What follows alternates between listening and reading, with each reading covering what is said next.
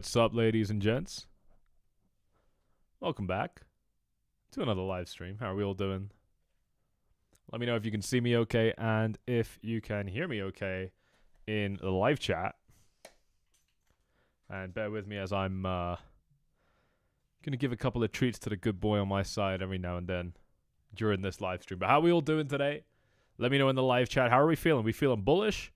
We feeling bearish? We feeling good, scared, happy, confident? What's the sentiment right now in the live chat? Let me know. I don't know if I'm live. It's not very clear to me. But also, in addition to all of that, in one word, bullish, bearish. In one word, bullish, bearish. How do you feel? And also, as usual, tell me where you're watching from, because today we're doing a very late live stream. We don't really go live stream. We don't really go live at this time typically. But here we are today. We got 1776 Redbeard. What's going on, mate? We got DLE Crypto, buy and hold these cheaper altcoin prices. We got Bearish USA from Bill Brower. What's going on? The Wormhole Productions group is feeling tired. Me too. Me too. It is tiring. It is tiring, but it's fine. It's good, and I'll explain why in a little bit. Welcome to the live stream, everyone. As you are coming in, do me a favor and smash those likes up. We're going to be talking today about just this huge drop that we've finally seen with Bitcoin. I mean, we're finally seeing something materialize, right? Like, it's not even the fact that we've got a drop that I'm happy about. It's the fact that we finally did something, you know? This range lasted, if we measure it, it was quite horrible, actually. This range lasted 19 days. So, you know, quite a long time to, you know, and if we kind of measure it, right? Like, the majority of this range, we can kind of put it inside of a parallel channel. The majority of this range really just spans about, let's see, about, 3%, you know? So it's really not that much, you know, that we've kind of been, inside of for so long. And so, yeah, that becomes, you know, quite horrible. And then obviously, you know, you dump afterwards and everyone's kind of upset about that. So we're gonna be talking about that as we go on in this YouTube video. But like I said, as we are starting up, just let me know what you're thinking, how you're feeling. You know, is this kind of a ghost here, Laney? Down, good boy.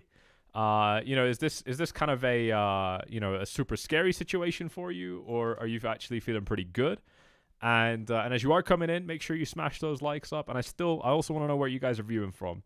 So let me know about all these. We got extremely bearish from Dubai. Shout out to my Dubai crew. What's going on? Bearish from Canada. Bearish, bullish from America. We got Idaho, Holland. Bull market done from Nightly. Abdul, I think, if I said your name right, is bullish from Dubai. We got Dennis feeling bullish. Australia feeling bullish as hell. Me too, Matthew. I'm feeling bullish as hell. I'll tell you guys why in a little bit.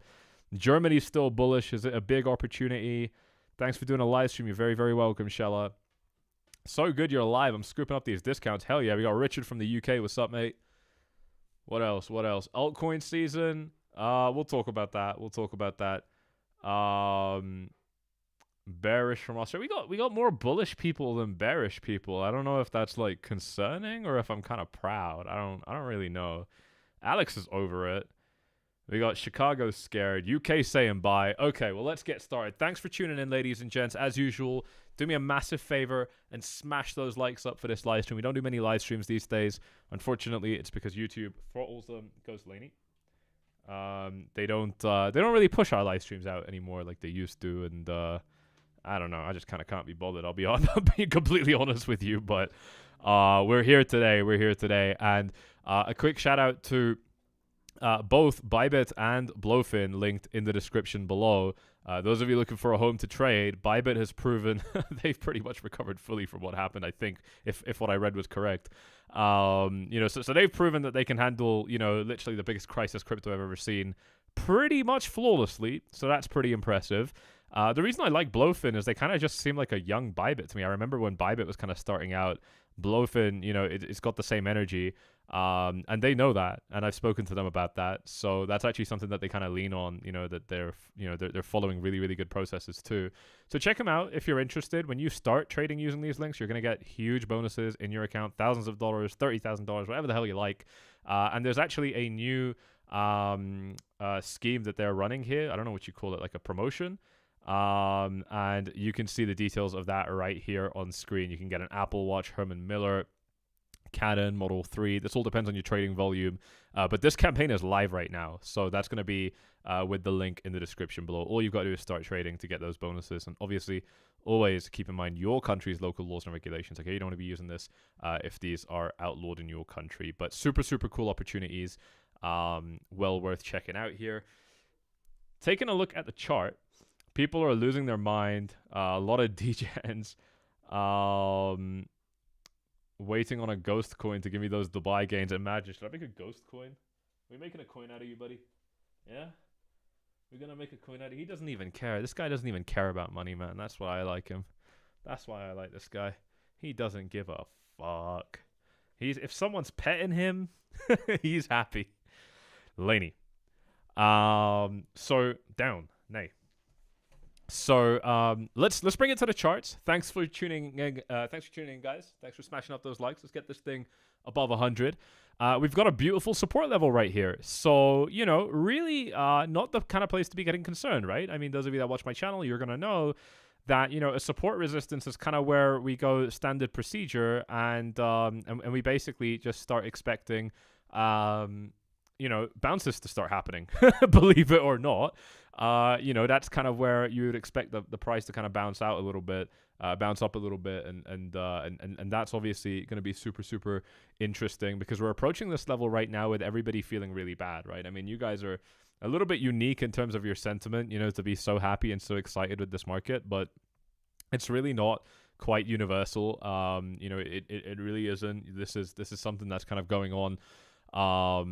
You know, in across the whole crypto space where people are really worried. I mean, I talk to anybody I know in crypto, and honestly, you know, people who I, you know, consider or considered to be quite good at, you know, kind of reading the market, you know, to me, they're all kind of, they're just worried. And this is not necessarily a mark on them being good or bad, although, I don't know, you know, when you kind of start identifying patterns about how people behave, you know, under pressure, you start realizing actually this guy tends to be wrong a little bit more often. Or actually what happens with a lot of people, especially at times like this, is it's not even that they tend to be wrong.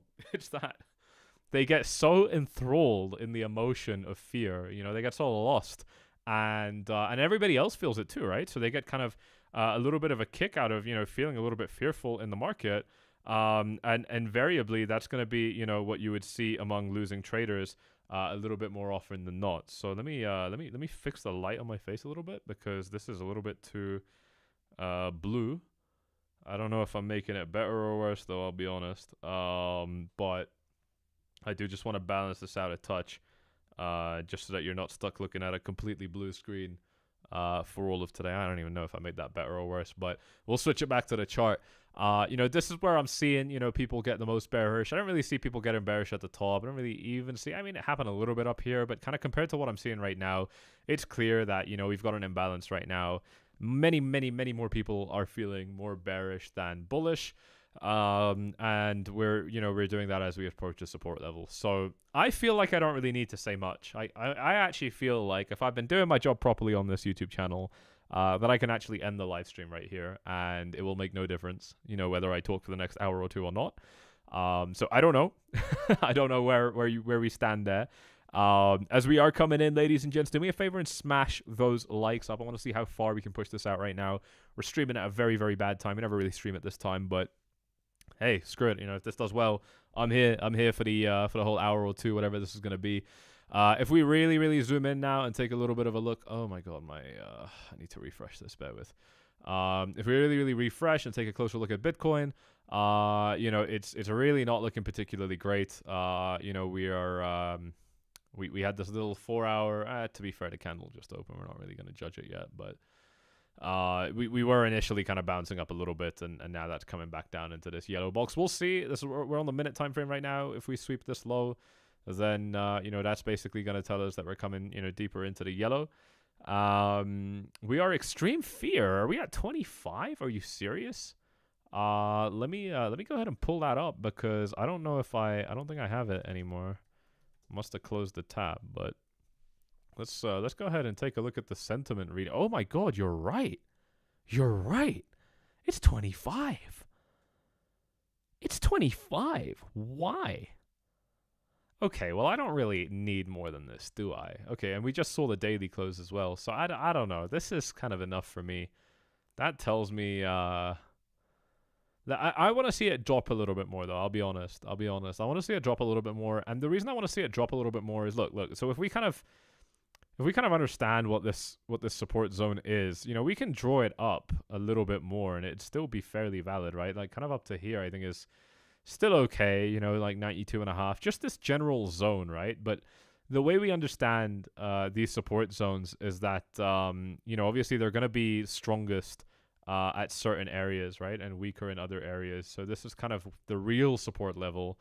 And then I guess you could say the kind of extended, zone a little bit higher up. Now, I'm actually expecting a pretty, a fairly deep penetration of this level.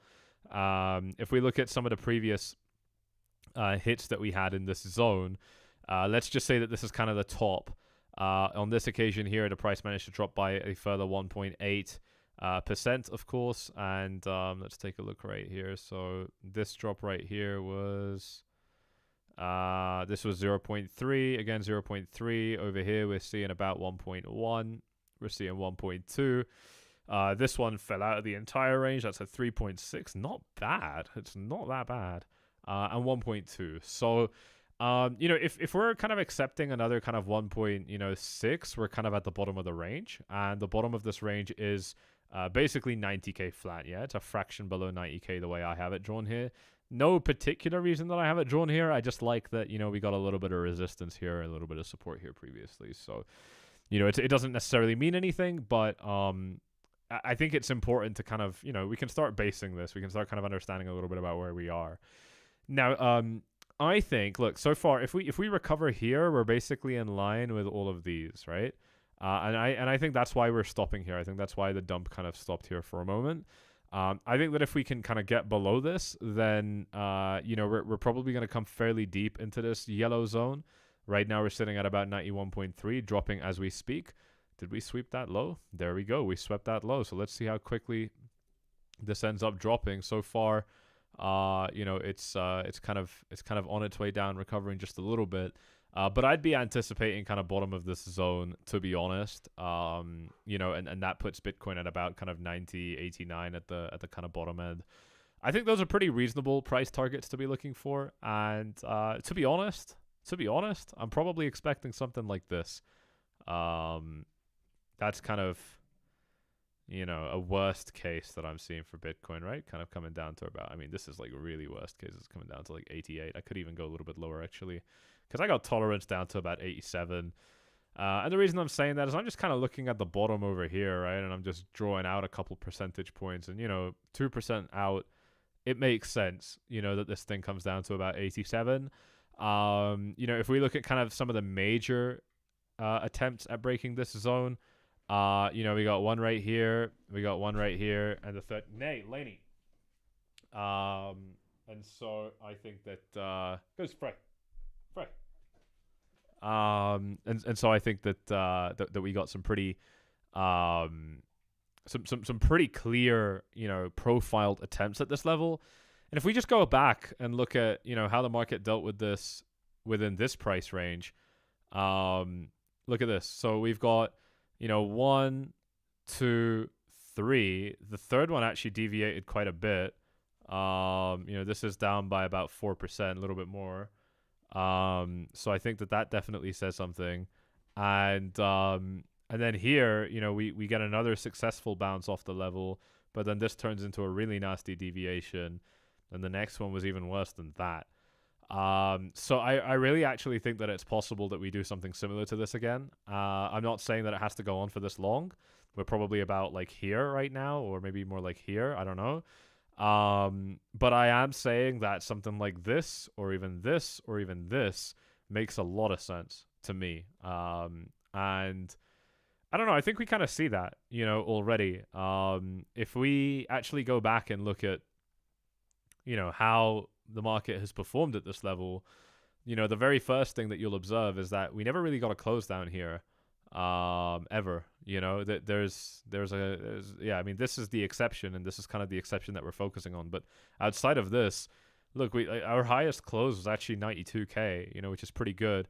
Up here, you know, it's still 91.6, so still, you know, $500 higher than where we are right now. By the way, this dump has just recontinued. If we just refocus on this, what we're gonna do actually is we're gonna put a chart on the side that we can just watch. I don't know which side we're gonna put that on. Probably right here. Bear with, because yeah, we'll go ahead and do is just put that right here on the side, and you can watch that.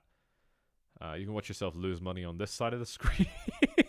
Oh my god, we gotta tone it down. I don't know. Do we tone it down or tone it up, ladies and gents? That's really the question that we're dealing with right now. But let's just say watch ourselves lose money, because fuck it, if you can't laugh at this, then you know you're really gonna struggle. You're really gonna struggle, dude, if you can't laugh at this crypto market. So please find it in yourself to laugh with me. You will last a lot longer. How are we feeling in the live chats, ladies and gents? Let me know. We got 400 viewers in the house. Smash those likes up if you haven't done so already. Once again, tell me where you're viewing this from today. Tell me which city, which country, whatever you're comfortable with, and how you're feeling. Tell me how you're feeling. Are you feeling bullish, bearish? What's the deal? Definitely let me know in this live chat here as we continue to go on. We got Send It Lower from Helium's. Amiti's feeling entertained. Yeah, I can definitely agree with that. More Zarabi feeling good. We got Portugal in the house. Nashville, Tennessee. Blackie, I guess. Blake H. I don't know. I probably butchered your name there, bro. Sorry about that. We got to touch the weekly 21-day moving average. Did you just say weekly 21-day moving average? Okay, I don't think that you know what you're talking about there, or maybe I didn't read it properly, but it's either the weekly 21 average or the daily 21 average. But you can't mix them both because they're on different time frames. We got San Francisco. Sorry about that. I'm so cooked. I'm committed from Mr. Big Mac.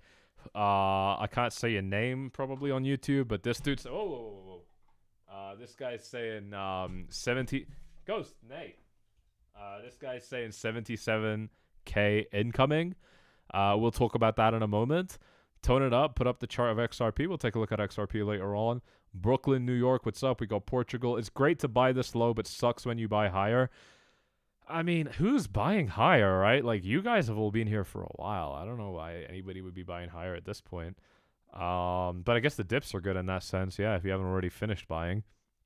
We got Tucson, Arizona. Feeling like I better get a good long position from here. Yeah, I can definitely hear that.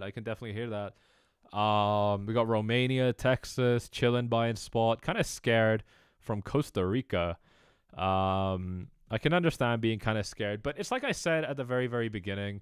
You know, this is very much standard procedure. Okay, we develop a support level. We drop down into it. We understand what happens at support levels. And yet this is somehow where people become the most bearish, the most scared, the most whatever. Clearly, you know, majorly lacking in logic. It doesn't mean, by the way, that the price is going to bounce here, right? Like, the day that you go long on this level is probably the day that it's just going to just collapse, right? So, especially if you, the viewer, takes that trade, right? That we know that that's how the market works, right? So, you know, it's not black and white, right? We're not saying that that's exactly what happens, but goes Frey. I need him to go away now. He has a tendency of getting a little bit annoying during these lives, but that's okay. We can deal with that. We got Oxford, UK. What's up? Never sunny Scotland. Oh man, never sunny Scotland. I miss Scotland. I do. I miss Scotland because it is beautiful. Let's be honest. It's one of the most beautiful places on the planet. Shame what they done to it, right? But yeah, we got Bitcoin right here at a support level. So to me, you know, there's really no real reason to be particularly scared yet. So close to 100 likes, by the way. Thank you all so much. If you are enjoying this stream, smash them up. Obviously, if you're not already subscribed, welcome to the YouTube channel. Very grounded analysis, as you can see. We've got a little bounce here on the minute time frame here for Bitcoin. It managed to settle low at about 90,900. and now it's sitting at about 91.6. So I think one of the problems that Bitcoin's going to start facing is as it drops down and having these little micro recoveries, it's going to rise into zones of basically resistance, which could definitely be problematic for Bitcoin. So that's going to be something that's kind of worth watching as well here in this market. Laney. And let's move on a little bit more. Now, I was telling you guys about kind of 88, 89, and the reason that I'm saying that is because I do think we're going to overshoot these support bounces a little bit. We already have by a tiny, tiny margin. I think coming down to just 90K flat is super, super realistic. And I think that, even kind of shooting outside of this wick a little bit also actually makes a lot of sense, to be honest, for this market. So that's going to be something that I kind of continue to watch out for here. It's been the trend last time, as we saw previously, that we really swept these lows, and I'm okay with tolerating another kind of percent out. So like I said, I actually think that kind of 88 is going to be a pretty realistic kind of floor for Bitcoin to find, and based on that, I think I think that we could be seeing basically this would be a liquidity grab, right? It would basically be a kind of deviation. You come down a little bit, scare a lot of people, and then kind of move the price up. Now, if this happens, obviously there's a few things that could happen, right? If we get the bounce. Now, the first thing that could happen, the program is TradingView, and it should be linked in the description of every video, right below my socials. No, right above my socials actually. You'll see the TradingView link there. And I think what's really, really important is at that point, we've got to see how the market reacts. If the market kind of bounces up and it's kind of a weak, slow recovery that does this, then, I'm going to be expecting that. But if it kind of comes up and it's actually pretty quick, basically like every single bounce we've seen so far, they've all been pretty quick. Basically, you kind of go up and just as quickly as you came down. If that's what we see right here, then, obviously our kind of resistance levels up above come into play. So we're basically going to be looking at the resistance here at about 95 flat. This is a pretty good resistance level for Bitcoin, and it could definitely be where any speculative kind of trades will look to take some profits. So that's going to be something that we will watch here on this YouTube channel as well. And by the way, this is the same for any bounce, right? We can start the bounce right now. We can start the bounce lower. But my point is, if we kind of start the bounce and then, we just fuck around a little bit, that's going to be really bad. That's going to be a sign that this is actually going to dip. It's actually kind of like what happened here. Look at this right here. If we zoom in, it's just a characteristic, right? We're not really interested in the end result, but just kind of understanding what the market is telling us is that it drops down and it recovers basically as quickly as it falls, which is great.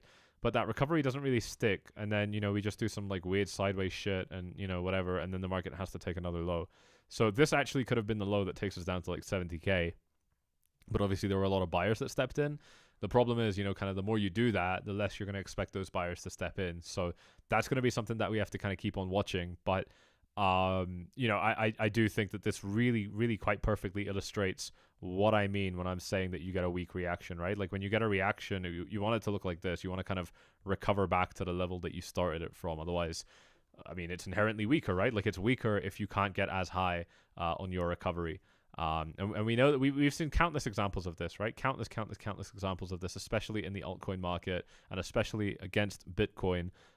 We've seen these examples where it's actually, we can see it on the inverse in Bitcoin, right? If we look at Bitcoin's dominance, if we just open this Bitcoin dominance chart here, and we kind of understand how Bitcoin has been able to penetrate some of its resistance levels here, really it's the same pattern every time. Bitcoin gains strength, and then it just kind of consolidates at the top rather than, getting shot back down, right? This is a really, really big, important thing. And we see this in really all markets. If they tend to kind of consolidate at the top, and especially if that consolidation starts off in a wide range and then it narrows, right? Look at this. It really narrowed here. Let's actually take this into account and measure this real quick. So this is going to be a 41-day consolidation compared to already 125-day consolidation. So essentially, what we're saying is that like another 30% or whatever, of the entire range is just spent on a much tighter coiling at the top. Okay, so that's actually going to be a really, really clear example that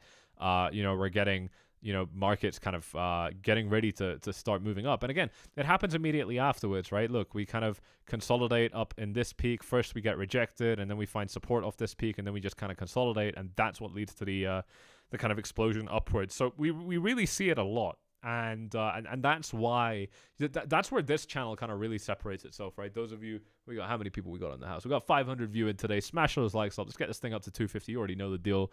We're raising those targets. You already know, right? Like if you've been watching this channel for a while, yeah, we're gonna look at the obvious shit that happened, but much more than that, I want to know how it happened, right? I'm interested in the kind of characteristics, the body language, the hidden messaging, but between those lines.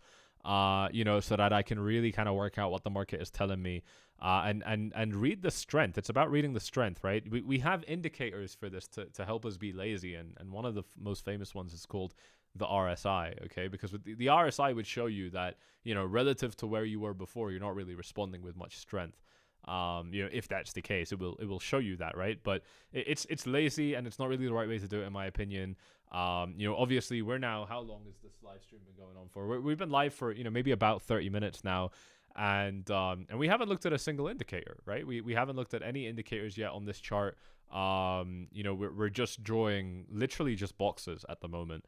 And the reason that, you and I can talk about boxes for 30 minutes straight, and still have new stuff to talk about is because we have a good understanding of the market. It's because we're developing a good understanding of, how markets move, what psychology does to the markets. And what you'll end up seeing is that when you get so good at this stuff that I do with you, and then you put an indicator on, you will actually predict what the indicator tells you before you see the indicator. And actually, that's a really good litmus test. That's a really good kind of standardized test you can run on yourself to be like, do I understand, what this market is telling me? Because when you can do that in hindsight, you can also do that looking forward. And obviously, we're here to make money. So that stuff, yeah, it gets really, really interesting. If that's the kind of thing that you like, then obviously this is going to be the YouTube channel for you. And if we take a look at Bitcoin right here, we're continuing to see a little bit of a rise. It swept that low, and now it's actually swept the high. So basically what's happening here is anybody that kind of, went short down here is getting screwed. But equally, anybody that went long up here also got screwed. So we're kind of screwing both people here. Let's see if this ends up kind of tumbling lower, or if it's a real recovery. Obviously, we're here live for it. I don't think it's going to be a real recovery, but we will see. We will see. Those of you that are tuning in late, please do me a favor and just rewind the live stream so we don't have to kind of repeat things for people that have already been viewing. And yeah, continuing to kind of focus on this level, those reactions I think are really, really important. Before I move on, I want to know, do we all understand what I'm saying about these reactions? Can you just let me know, like, I understand or I don't understand what I was saying about, kind of having a weak reaction versus a strong reaction? Can we just, just yes or no, do you understand in the comment section? That's really going to help me out to kind of tell me that I know I can move on and that I've been explaining things properly. So yeah, just definitely let me know. Let's see what we got in the comments as well. Continue dropping your questions as we go along as well. I'll kind of answer your questions whenever I can. Let's see what happens at the retest of 94. Yeah, pretty much kind of exactly what I'm saying. I'm looking $1,000 higher, but obviously 94 is kind of where that resistance zone starts. Why is the volume so low in the past few weeks? Is it because of Trump? I don't think it has anything to do with Trump. I think it's just that the market has been sideways, right? And that's not really something that, well, I guess you could say it's because of Trump, because that all happened right after he got elected. But it's really obviously not Trump, because this has been a key, obvious, large characteristic of the market for quite some time now, where we kind of enter these quite prolonged consolidation periods. And inside of them, obviously, you're going to see, trading dry up, right? I mean, we're talking about, retail traders basically having to keep the same level of patience up for, over 100 days. Naturally, I think a lot of people will start kind of tuning out of the market. That's neither good nor bad. It's bad for the people that tune out, because there's a lot of ways to make money, especially at turning points in markets like this. So it's definitely bad for them, but it's not good either, because I mean, yeah, we don't need to read into it. I think I'll just kind of leave it there. I really don't think that there's that much here to talk about. So yeah, not to do with Trump. I think, just as you go in these kind of ranges, people will kind of get shaken out. And you got to keep in mind, the other thing that's happening in these ranges is people are losing money, right?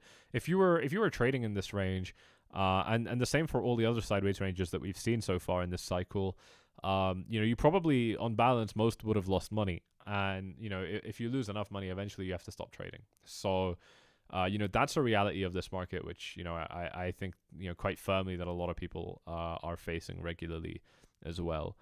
We got Jose saying that its exchanges manipulating for the fees and liquidation bags. Absolutely. I mean, that's what happens in these ranges, right? Not even the exchanges, right? That's like a very blanket term. It's hard to say who's doing it. Are they tightly kind of plugged into the exchanges? I think so, probably. But who knows, man? It's a hard industry. It's a really hard industry. To kind of unless you're like in there behind the scenes, which I'm, believe it or not, I'm actually not. You wouldn't really know. But it also doesn't really matter, does it? Because I think ultimately, the price action is still pretty organic. I think we still see much more organic price action than we see manipulated price action. I think at this point, in the market, especially when we say manipulation, I mean like the really nasty shit. We don't really see that much of it anymore, not like we used to. How do I explain billions of inflow and the market is dumping? Well, that's quite easy. It depends what kind of inflow you're talking about, but typically when it's at that scale, it's going to be institutional, and they're not buying off, Coinbase, Binance, Bybit, whatever. They're buying over the counter OTC, and that means basically if I sold you Bitcoin, that would essentially be over the counter, right? We're not doing it on an exchange, so it happens off the market and it doesn't actually impact the market. So any large buying will always happen like that typically, with honestly fewer exceptions than you would think. So that's going to be why you don't really see a price impact. Naturally, you can imagine that if you were the guy, spending billions on Bitcoin, you wouldn't want the price to go up just because you clicked buy. You would want it to go up because other people are kind of buying. So we'll kind of get to those concepts as well as we go on. I want to take a very, very, very, very quick break to just look at the S&P 500. The S&P 500 is pulling back, and obviously this is going to be the main reason for Bitcoin's weakness. Okay, we've been over this extensively, and we understand this very, very well at this stage on this YouTube channel, that, to be honest, we're not really ever doing analysis on Bitcoin anymore, especially if the S&P 500 is available to chart, because Bitcoin is going to go wherever this thing goes. And obviously this has taken another hit today, in response to the announcement of tariffs going into place against Canada and Mexico, from the United States. So I think that's going to be the clear reason why this is dropping. It's also quite a temporary reason, whether that means the tariffs get lifted or not. I would treat this as quite temporary. And I think that's, again, exactly why. Did he go to jail? I highly doubt Crypto Kirby went to jail. I don't know, but I mean, why would he go to jail? But yeah, I do think that, we're kind of at the mercy of the S&P. And that does cause some problems for Bitcoin because, Bitcoin's actually at a really good support level, but is the S&P at a really good support level? That's kind of hard to say. I think that, there is an argument that this is a good level for the S&P. If we kind of draw a fixed range volume profile just in this range, we've got a little spike right here, right? It's obviously not the best one, and we're really not dealing with much price data, but I think that there is an argument to be made there. Let's see if we can extend this out. Yeah, we still see the nice big profiled. This is the issue, right? I think if the S&P kind of loses this level, then it could definitely travel some more. But as it is right now, it's not looking too bad. I think that potentially means there might be some opportunity for Bitcoin to bounce before that next S&P 500 open, which, how long is that going to be in? That's going to be in about 13 hours, 14 hours, so really not that long left until it opens. But again, I mean, we don't want to get too granular with this analysis. I think overall what we know is that, yeah, it's dumping a little bit, but it's still really keeping its quite bullish formation here. And I think that's why I'm kind of seeing, like an 88, right? Like, I think that, Bitcoin can actually quite easily tumble below these levels that it's kind of sitting at right now. And I think that if that did happen, it would easily place Bitcoin, down here, fairly quickly, hopefully not for too long, and then kind of recover the market up. But really, everything I've been saying so far today is actually pretty bullish, and I don't think it's that simple. I actually think that we've got some more, potential to be concerned. I'm not concerned, but, I'm still gonna, look at the facts as they are. And I think probably the most concerning, kind of fact here is just the amount of times that we've tested this range, right? I mean, let's go ahead and count this. We got 1, 2, 3, 4, 5, 6, 7, 8, and then 9 right now. So You know, that's a lot of, you know, we've only been in this range for about 100 days. So, you know, on average, that's about, you know, once in every kind of 11, 12 days, on average, yeah, that we're kind of bouncing off this level. So not amazing. If we compare it to resistance, right, this is going to give us a kind of better indication. Here we've got I guess you can count this 2, 3, 4, 5, 6, 7, 8, 9, 10. So kind of roughly equal actually, after saying that out loud, but clearly not in the same way. If we measure the kind of successful rejections, that's going to be a lot more. That's going to be 1, I don't know if you would count that, 2, 3, 4, 5, and 6, right? So if we're looking at kind of successful moves, that's where you feel like crypto's either retired or something bad happened. I think my guess is the crypto community is so fucking toxic and shit. My guess, yeah, that he just didn't see a need to return. Because why would he? You know, he's already a good trader. He's already a good analyst, a good investor. That's how I feel. Yeah, I said this at the beginning of the stream. It's one of the reasons I don't stream is because I just can't be bothered. It's not because I don't like you guys. It's just that the ROI sometimes isn't there, right? Like sometimes it just doesn't really feel like it's worth doing. And I really get it, you know, when other, you know, kind of crypto YouTubers or really even other YouTubers quit. It's quite an exhausting thing to do, and you really have to deal with a lot of negativity. It's not like being, you know, any other type of human in any other profession other than anybody else that has kind of exposure. It's really hard to. He's such a good boy. Good boy. I get it. I get it. You have to like it, and I think a big thing is you have to really, really be in your own world, which is quite hard as a YouTuber. As anybody that's kind of famous, dare I say, you have to be in your own world, because if you kind of come back into the world that everybody else is in, it's just quite negative. And we see people killing themselves over it. So, you know, there is a spectrum of how severe this can be. And it's like I said, I think ultimately for a lot of people, and these are the people that you really want to be listening to. You know, I hear you guys. You know, you guys are saying, "Where's Crypto Kirby?" You know, "Where's Crypto Kirby?" Like, I get it. You know, because the good ones, they don't really need to. You know, they don't really want to. Is a bigger thing. I can't speak for Kirby. I don't know if this is what's going on with him, but you know, he is a statistic of many, many people that have quit YouTube, and you know, the statistics are pretty clear. The people that, you know, don't need to make YouTube videos, that can kind of afford not to, they just don't show up that often sometimes. I'm trying to be, you know, not like that, right? Like, I'm trying to fucking stick around as much as I can, and you know, because it's fun, right? I still find it fun, but again, sometimes it's just like, you know what, like, I can just trade. Like, why do I need to do this? I don't know. That's a little. There's a little break in the live stream there. Let's see if you guys have any other questions that you want me to go through as we continue on. We're getting deeper into it. We're going to start talking about the downside targets now and the upside in a moment, and then we will go to altcoins. So we're moving this forward just a little bit here, but if you do have any more questions, definitely let me know. Crypto Kirby saved me 300k last time by calling at the end of the market before anybody else, and I was paying attention to him and watching him and everyone else as well, but he was the one that, I don't know exactly what you're saying, but you're saying that he saved you money because he told you the markets could be topping. That's the guy that Kirby is, and the problem is when you're that guy, when you're as correct as Crypto Kirby, everybody will hate you, and then when you turn out to be right, it's kind of too late, and the people that hated you have left because they're bankrupt. So I've been through that cycle many times, many times. It's hard when you're right as often as I am about the market. It will happen a lot. So I really get it, and that's why it's hard to say those things, right? But that also gives it strength, right? When you start seeing, it's going to be me, it's going to be somebody else that you watch that's very high caliber. You know, when you start seeing that, you know, things are like right now, you know, like right now, everybody's scared. You guys aren't really, but if I said what I'm saying to a different audience in crypto right now, I would be getting railed right now. It would be so bad.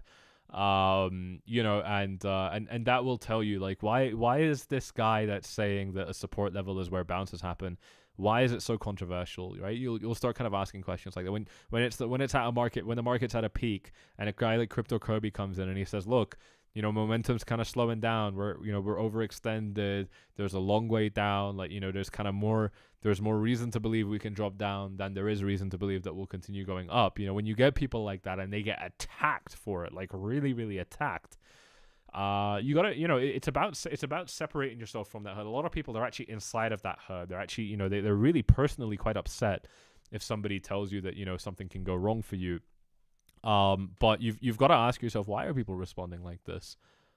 Is it because they're losing traders and they're insecure? Because oftentimes it is, right? And if it is, then, do you really want to be on the same side as them? Or do you want to be on the side of the guy that's, Crypto Kirby? He comes on, he's got a calm voice, a little bit entertaining, a little bit dramatic, but very calm guy, giving you, quite straightforward, logical, thesis, a straightforward, logical thesis for the market, right? Of course, you're going to kind of, you're going to pay attention to that guy a little bit more. So that's what we're talking about here. But let's continue on here. We've got quite a big range here for Bitcoin, for things to go wrong. We're very, well aware of what this range means for Bitcoin. There's no support, until we come down to kind of 72, because we didn't establish resistance on the way up, right? I mean, look at how quickly we moved up. So naturally, we got a pretty quick drop down if we do end up kind of penetrating, deeper into the 80s. Like I said, I have a little bit of tolerance the first couple, $1,000 into that 80K range. I'm okay with it, but, we start getting down to kind of like 87, 86, and at that point, I'm kind of going to, there are a lot of people saying, we might bounce off 85, 80, 77. I don't know where the hell you guys get these numbers from, to be honest. We could bounce off anywhere in between, obviously, but as far as a technical analyst, is concerned, you really can't draw anything above 72, and I think that really, really tells you something. I think that really tells you something. So that's going to be something that I'll be watching out for. Now, again, is it possible that we kind of bounce off a random level in between? Yeah, but like, it would only be, and I need you guys to really understand this for a second. Level with me here for a sec, because this is actually one of the more important things I'm going to tell you about other people that you're going to be watching in this market, right? Be it on Twitter, on YouTube, whatever, even your friend. If Bitcoin falls down and kind of bounces off like 79K or like 76 or 82, one of these random obscure, basically anything that's not a round number, right? If it bounces off 80, okay, you can kind of expect that, right? Or 75, okay, you can kind of expect that. But if it's like a kind of more random level, what's going to happen is you're going to see that somebody had the right analysis about that. And if you look at their tool, it will be a very fringe tool, right? Like what we're talking about, again, how far are we now? Like 45 minutes into this live stream, still no indicators that we've used on this chart, no tools that we've used on this chart. The only tools we've used is a paintbrush, horizontal lines, and horizontal boxes, right? That's it. So, what you'll see is, and these are what I would call very basic tools, right? But what you'll see is people start bringing on very complex tools, to paint a narrative, and these are tools that'll be fringe, right? They will work in highly, highly, highly specific situations, situations that are not repeatable, that don't happen particularly often, and in a way where, you could have used this weird tool to predict that weird bounce, but if you rely on it all the time, you definitely won't make money. And you definitely won't be successful, because these fringe tools, they don't work often. But what does work often, what does work very, very often, what's worked so often that we can draw a high certainty support level, is these just horizontal levels, right? You just kind of look at where the price kind of bounces from, and you're like, all right, if it falls, it's bounced off this level before many times. If it falls down here again, maybe I click buy. You know what I mean? Like, we keep it very, very simple. We don't need to make it that complex. And actually, it will hurt us much more than it will help us. So this looks really bearish to me. I think we're going to see this drop again during this live stream, but we'll see. I could be wrong. But yeah, I think that yeah, we've got that kind of tolerance for that reason. But if we drop, are there reasons to expect that we drop, we bottom out somewhere above this previous high? Yes, there are reasons for it, of course. Are any of them strong? I haven't seen one that strong. I haven't seen one. So let's just see if there's a fib level. This is kind of the only exception. Sometimes you get a very, very high conviction tool that you can actually rely on quite a bit. But look at this, man. Even the fib extension is telling us the same thing I'm saying, man. Come on. We got 86 down here, which I told you is kind of like the lowest I would tolerate Bitcoin dropping down to. So that makes sense. That's the 382. 0.5 is important, but typically not so important. And then the 618 golden pocket, obviously this is the mirror of this. You can even do the math on that. 1 take away 382 equals 618. But it's lining up very, very nicely with the exact same buy range that we were expecting. So I don't know, man. I don't know. I think that kind of, that's my bearish target outline. Now, is it possible that we go even lower? Obviously, yeah, right? If we're going to kind of bottom out over here, what's to say that we don't get a quick little liquidity grab a little bit lower? Thank you for subscribing, by the way. Welcome. What's to say that we don't, grab a little bit of liquidity, right? The market's very unpredictable. This shit happens all the time. Very, very normal. We establish a really nice kind of sideways trading range here with a nice profiled high and a nice profiled low, and then we fucking swung it in both directions, right? So very, very, very, very, very typical, for Bitcoin to do stuff like this.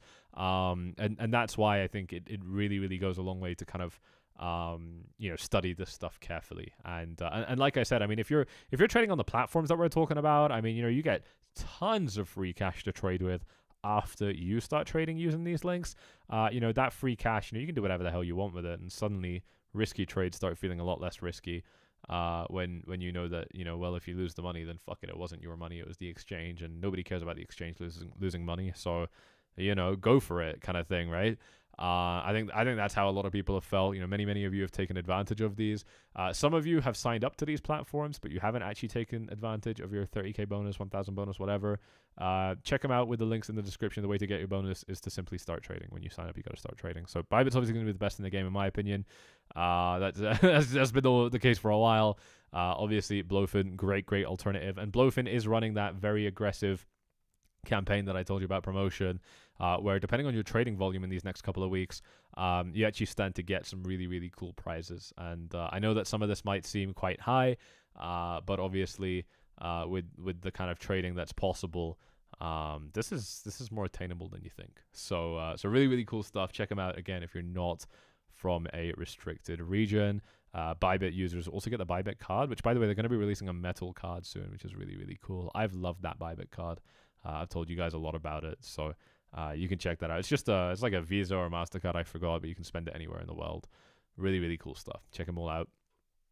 If you're allowed to, let's see what we got here in the live chat. Let me guess, another crypto YouTuber genius. Show today's profit. Oh man. You don't have to, you don't have to look that hard there. I've posted a lot of proof of my trades, and the YouTube videos are there for you to look through as well. So it's easy when you're actually extremely good at what you do, and I think that's what you find here on this YouTube channel. Meta Loha is saying that it's the worst daily close in months, and you would probably be absolutely correct about that. Yeah, we haven't really seen a daily close like that in a while. Again, this doesn't have to be concerning to me. I still see reversals happening here anywhere kind of as low as this. I can lower this down to like 86, but like I said, it gets a little bit silly. I think what I'll do is I'm happy with like kind of an 88.5, and then I can go ahead and put another line down here at 86, but this one's gonna have to be a dotted line because it's really not it's not gonna be that good anymore down there. That's how I'm gonna leave that right there. Just kind of looking at those support levels, we'll remove this line. So that's this is my tolerance, right? I got like an obvious range where I think the support bands could obviously happen. I have a deviation range, which I think is actually quite likely. I think this is more likely than just bottoming out over here, but who knows? We'll see. And then this is kind of my absolute lowest. I think below this, I'm like, kind of ready to bail on the market. If I end up going, taking up a position in this range, I haven't decided if I will yet. But yeah, I think that this one, again, if I had the free money, I definitely would put it that way. I think that's a pretty clear one for me. But yeah, that's kind of what I'm seeing with Bitcoin right there. If the price crosses 94, you don't know how low it could go. Well, I mean, if it crosses 94, then obviously it's actually going back up. And if it crosses 94, obviously its resistance level is going to be here at 95. It's got to get past this block. If it can get past this block, then the hundreds are going to be pretty easy to get to. I actually think that this is the biggest, most formidable zone of resistance for Bitcoin right now, just because of how much shit happened here and for how long we traded here. Right? If we go ahead and kind of take a look at the again the fixed range volume profile, we're going to see pretty clearly that this is exactly the point of control. Not only that, this is exactly where we see a nice big kind of spike coming in on the VPVR. So quite abundantly clear to me that that's going to be our difficult resistance zone, but not necessarily a huge problem. I mean, we're still in an uptrend, and it's like I said, I think if the S&P 500 is able to kind of wake up, then really we're all good. We're all good. Could it? I mean, at this stage, it's a little bit harder because of the tariffs and whatnot, and just also the fact that it's already kind of I don't know what the bullish catalyst would be, right? I think that's kind of the problem. We had a bearish Friday, and now we've had a bearish Monday. So obviously that is setting the tone for some more downside across this week. That's really why I'm not clicking buy yet. I don't think this is the time to be clicking buy just yet. I do see indications that this could get worse, but worse down to where, right? Ultimately, and this is the other thing, is that the only other way I see Bitcoin kind of bottoming out anywhere that's not basically within the range of 90k or 72 is if the S&P just kind of randomly does something like this, where this ends up placing Bitcoin at 82k, and then it starts bouncing up. Obviously, I don't think Bitcoin's going to keep on dumping if the S&P kind of recovers, but again, I don't know what that narrative looks like. I'm not really kind of keeping up with equities or even the US economy that much, to be honest. Maybe I probably should, but I just haven't. And I think a big reason for why I haven't is because you can't really get a read of it lately, right? It's really ping-ponged a lot lately. And you can see it in the price. I mean, we get a rally up and then down and up and down and up and down and up and down. And this is normal, yes, but this kind of each of these, I think, were actually quite directly influenced by policy. I mean, Trump became president, basically here on this day. I think it was the 20th, right? I don't know, but basically right when he became president, we kind of we're stuck to this range. So I don't know. We'll see. I don't want to kind of read into it too much, because I don't think there's that much you can read into it. But here's the dollar. The dollar has pulled back by quite a bit. Honestly, don't know why. Don't think it really matters. It's not really seeming to help Bitcoin right now. So I don't know. It is getting ready to rise, and it would make sense for it to rise, because this is a really clean support level. It's already bounced off this level once. Does that coincide with the S&P dropping further? I don't know. Definitely does make sense, though. Definitely does make sense. We got a request for the USDT dominance chart. Let's go ahead and take a look at that. And we are seeing more people kind of moving into USDT right here, but also a pretty clear kind of resistance levels. Nothing too crazy. We got a CME gap at 77.5, so I can understand that. This is what I'm saying. You're looking at fringe stuff, right? I would count the CME gap narrative as being more of a fringe kind of tool, because it's really not as reliable as people think it is. And we still have CME gaps down at 9k or something. So I just think it's silly to kind of imagine that that's always going to work out for you. So close to 200 likes, by the way. If you haven't already, smash those likes up. We'll talk about the upside for Bitcoin for a moment, and then we'll talk about altcoins and your requests for charts as well. Continue to drop your questions as well as we go in. Zeal is asking to explain the CME gap, and fringe. Fringe means something that's not common, and CME gap means basically there is a like a big trading group, and they only trade between 9 to 5 or whatever. I don't actually know the hours. It doesn't matter. But if the trading session closes at a price of 100 and it reopens on Monday at a price of 800, then there is a $200 gap there, and the idea is that everybody kind of expects it to get filled. Why? I don't really know, beyond it being it's like a weird self-fulfilling prophecy, because it's not even that interesting. To me at least, it's not even that interesting, and yet that's what we're seeing. So I don't really know. Fear and greed and extreme fear right now. Yes, sir, it is. It absolutely is. And I was very surprised to see that.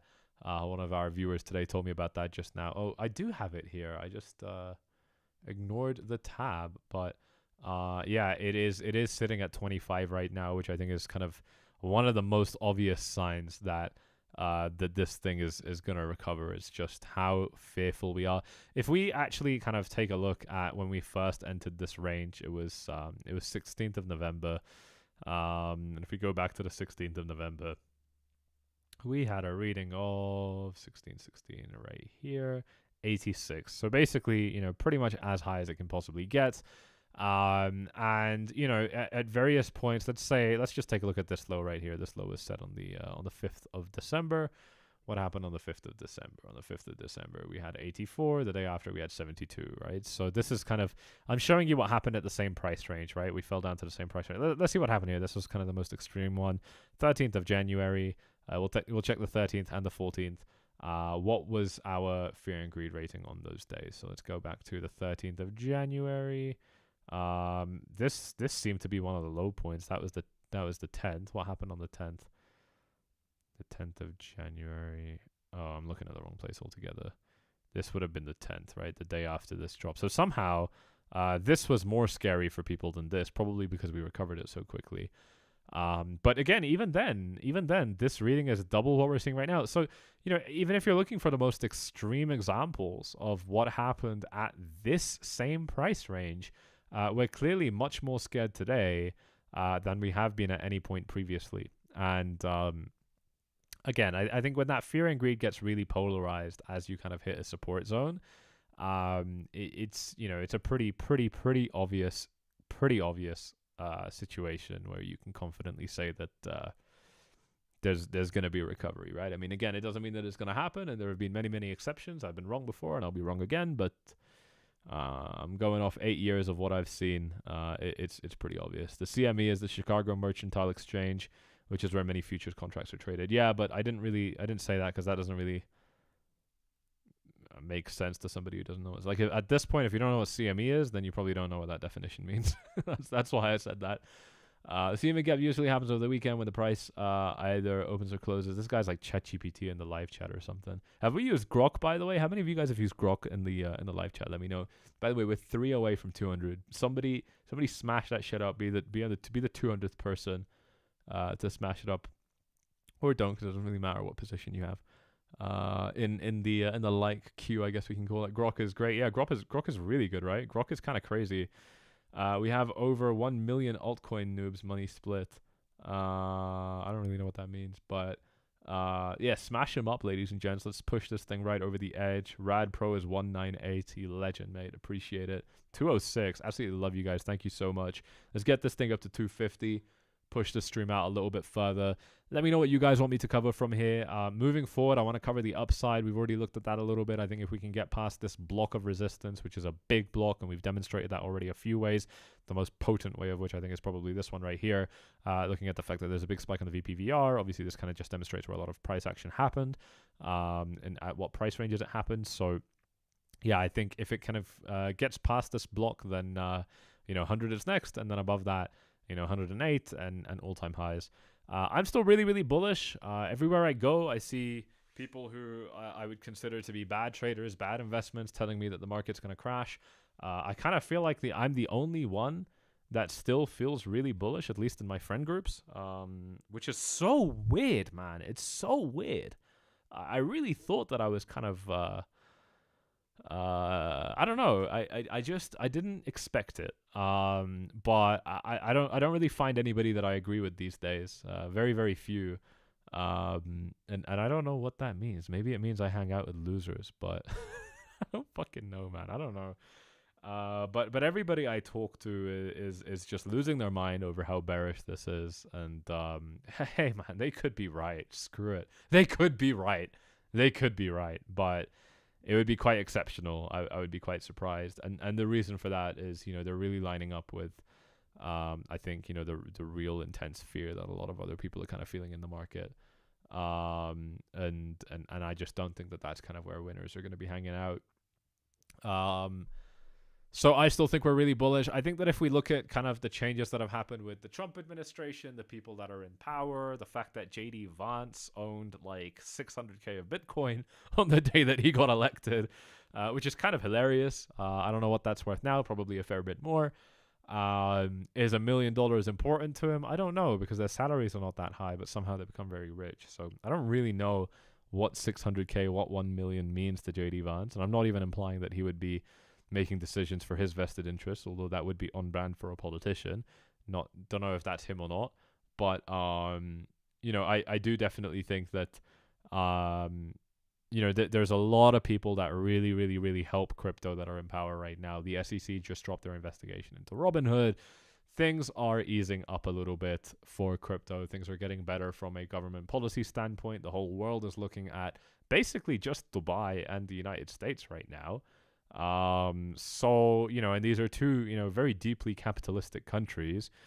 I think we've got a pretty good setup for this market, man. Like, I don't know. I think if we inverse the question, right, and we ask, given all of the changes that have happened in the government, why do you think Bitcoin's going to drop? I think that's a much harder question to answer, right? Like, with all of these positive changes that are happening, the fact that institutions have been buying big, and all of the other factors that are present, you can just kind of list the facts. I don't really see how you can make a case for Bitcoin dropping. I don't even think you can make a case for Bitcoin dropping below 90K, to be honest. Like, even dropping below, like, my point of invalidation here would surprise me. Anything above 86, not surprising at all. But even dropping below 86, I'd be like, shit, how did that happen? Like, I'd be kind of scratching my head a little bit, to be honest. I mean, maybe as we approach these levels, the facts will change, right? That's entirely possible. But as I see it right now, we're just in a series of consolidation events, since we started this uptrend, right? We consolidated at the bottom, which in itself is poetic. We consolidated up here, and then we consolidated up here, although this was kind of more of a, downward sloping. Consolidated here. It's just all, you go sideways and up, slightly down and up. In this case, it was slightly up and then up. But they're all, we basically have formed every single, distinct continuation pattern that you can possibly form. We've had the vertical accumulation, we've had the sideways range with the liquidity grabs, we've had the downward sloping resistance channel, we've had the sideways over here. We're kind of doing everything that's typical. So that's why I just think it's kind of tough to imagine how Bitcoin can get down here again. And I think that this gets really much more bullish when you consider the fact that there is a very pro-crypto federal government this time around as well. So we'll see. But I think that's actually pretty interesting. Have I spoken about alt season? Not yet. We'll get to that very, very shortly. We're nearly there. Hey, I'm new to the channel. A quick question. Have I traded meme coins before? Yes, I have, and I hate it. I don't like them. I have. It's gone okay. I just don't think that. Hate them is a strong word. I think that the trenches are horrible. The trenches are a horrible place to be. I don't know why people spend so much time in there. That's what I don't like. When meme coins get bigger, when it's like Trump coin, Melania, at that point I love them because they're actually, obviously they're horrible investments, right? You don't want to be holding them and stuff like that. But they're very interesting to me because they have a lot of liquidity. And they're a bit fresh, right? Like with Bitcoin, there's a lot of trauma associated with this chart. With Ethereum, so on. There's a lot of trauma associated with a lot of these big coins. But a new coin is more of a blank slate. And it's also because it's a meme coin, it moves very organically, right? Like it's kind of like you just get to create a high liquidity chart where psychology just kind of runs everything, right? So actually, it becomes really easy to trade those charts. And I really think that... these like Trump meme coins and so on are great for that. They're very, very easy to trade compared to other markets. So for that reason, I actually, really like them. I'm going to have to get going though, ladies and gents, because it has gotten very, very late. If you have enjoyed this live stream, do me a favor and smash those likes up one last time. Let's see if we can hit 250. We're so close. Before I end off, obviously, I did promise I'd be looking at altcoins. First of all, on the note of Bitcoin's dominance, it's setting a new high right now, and coins are pretty screwed right now. Ethereum against Bitcoin has held on, but it's just kind of back down to where it was briefly before. Let's keep Bitcoin locked here on the minute. Now Solana against Bitcoin has gotten pretty screwed here. It's dumped below some of its pretty important support levels here, and now it's just kind of in a sideways range, which is honestly quite problematic for Bitcoin. So I'm sorry, for Solana. So I think that's going to be important to watch. No spam in the chat, sir. You will get blocked. Watch me. Don't try it, sir. Don't try it. And with Bitcoin, Solana against Bitcoin, the bad picture gets worse because it's dropped below this big range here. So that was a 17% drop. And now it's dropped below this range here as well. So it's seen a further drop here. There's support all over the place, but overall it's a pretty big drop. This picture actually gets worse on other coins like Binance, because Binance really doesn't have any kind of saving graces that you can particularly easily identify. So I think that's a bit of a problem.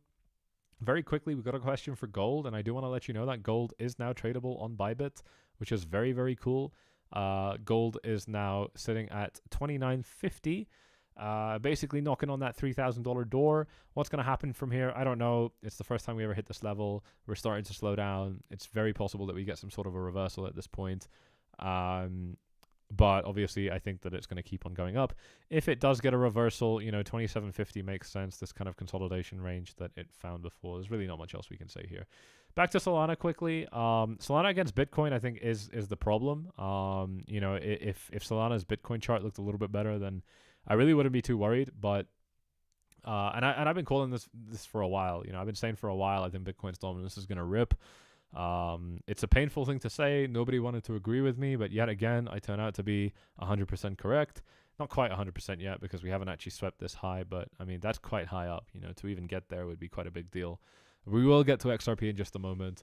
But I think that this is really, really important. You're seeing yet again that the exact same prediction I've made so many times is kind of coming into fruition.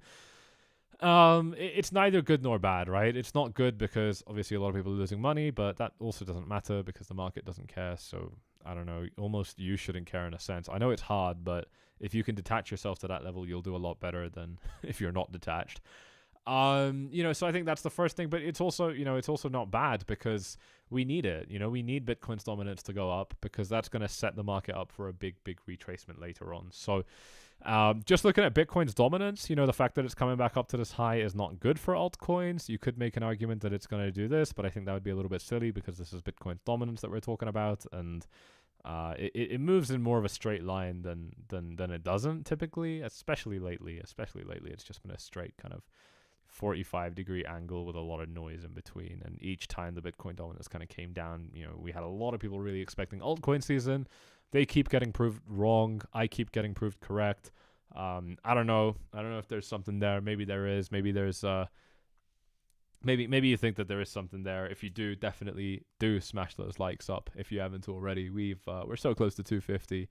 And also, of course, double check that you have subscribed to the YouTube channel. Like I said, huge bonuses available in the description down below when you start trading using these links.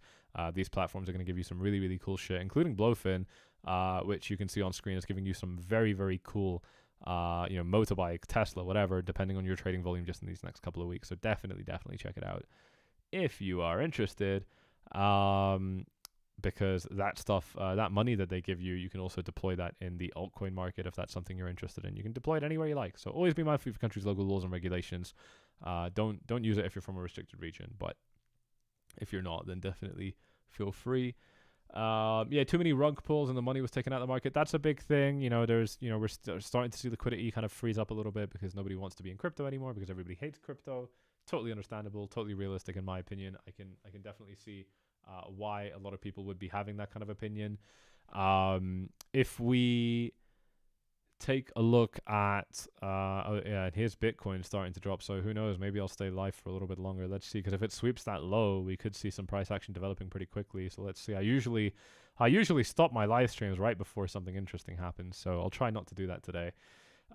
Doge against Bitcoin is such a painful chart, man. I really wanted Doge to do well, but the market doesn't care what I want. We've already been over this.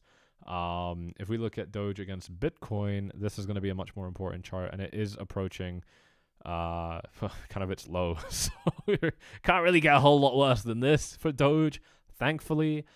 You cannot say the same about other coins, and I think that's the problem. Now, coming down to XRP, we've seen, so this didn't really work out, this ascending triangle. It's just kind of going sideways. It's forming a bigger ascending triangle, actually. Look at this. I think that still counts. I'm still going to draw this down. It's not the best, but it's definitely not the worst. Look at this on the 4-hour, right? So we are forming something here. And, who knows, maybe this results in another bounce. You got to be very hopeful if you think this is going to happen, though. I don't really think that's going to happen.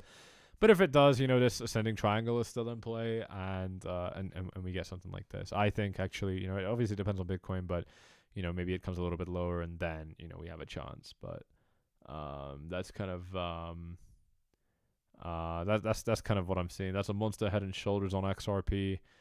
I don't really like these head and shoulder patterns, but I guess you could say that that's it. Is it a monster one? I don't think so. This one formed within like a month and a half, so not really that big. But yeah, it's whatever. I guess you could say that this is the left shoulder as well, but you know, even then, it's still not really a big head and shoulder. I guess it is a bit bigger now, but yeah. If you're drawing the left shoulder from here, then it's definitely not good. But I don't really subscribe to head and shoulders patterns like that too much.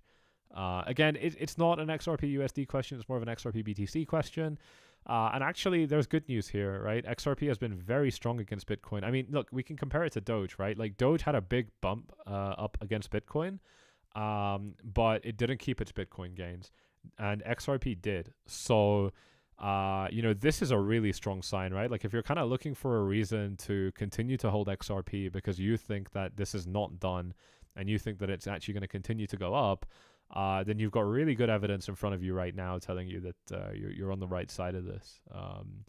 If I had $3,000, which crypto would I use it in for max profits? Thank you for the live stream. You're very, very welcome, sir.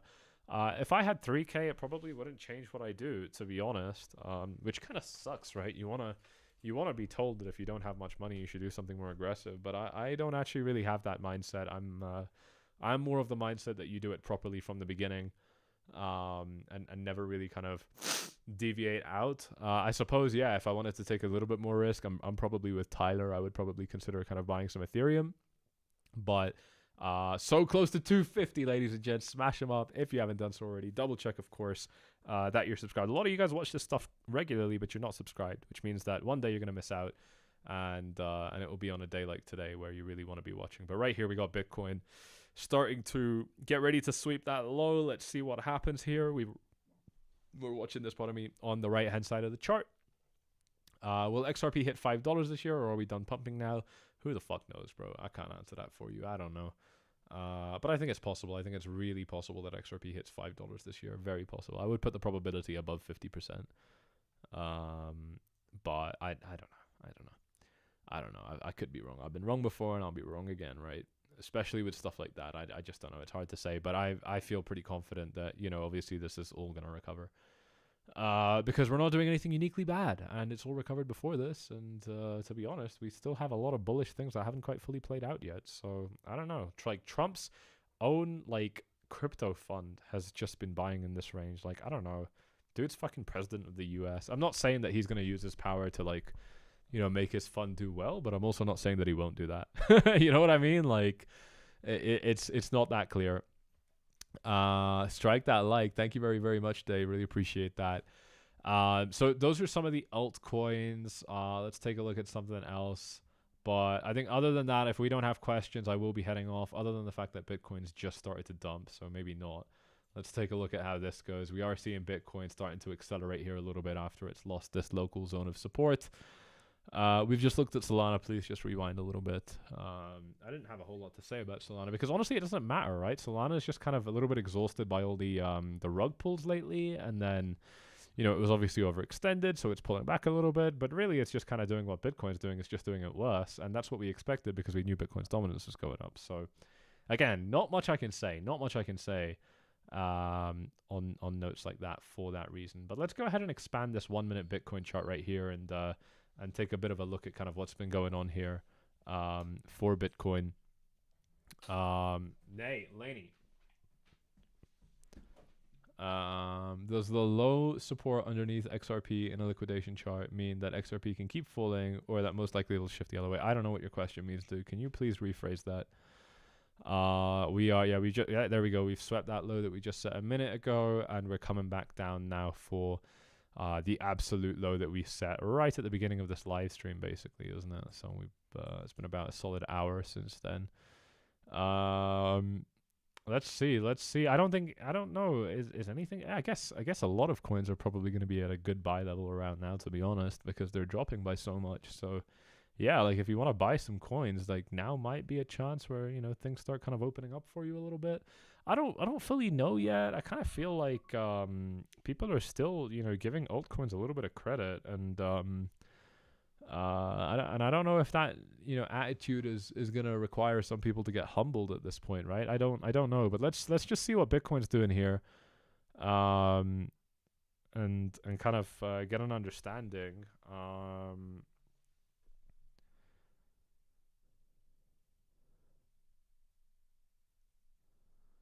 Let's see. It's starting to recover by just a little bit.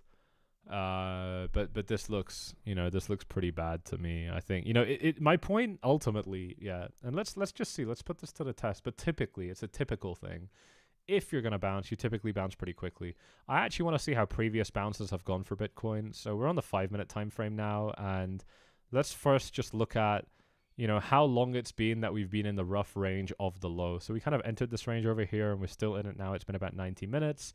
And let's just see how this has gone previously. So on this occasion here, we stayed in the range. Let's say the range kind of started around here.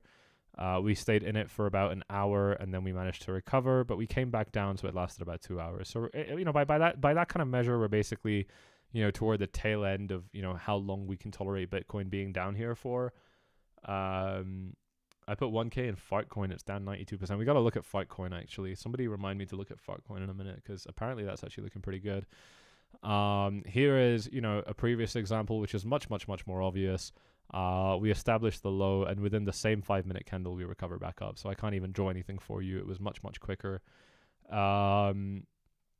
If we zoom out even further and look for previous instances of this, here, let's take a look at this. So we kind of entered our relative low range, like probably about over here, and we exited about over here. So this one lasted about 3 minutes, and this one's 3 hours, and this one's stuck. So you got a little bit of tolerance. You can last a few hours for sure.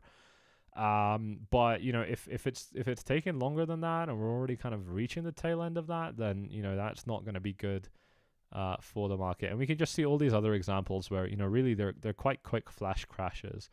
Nothing that's actually particularly that bad. So, and how far back have we gone here on this chart? We're now down to the 16th of December, so we can kind of replay the chart and get a little bit more price history, and continue to kind of see what's happened at this range. Again, really, really quick bounces coming off this 92K range here.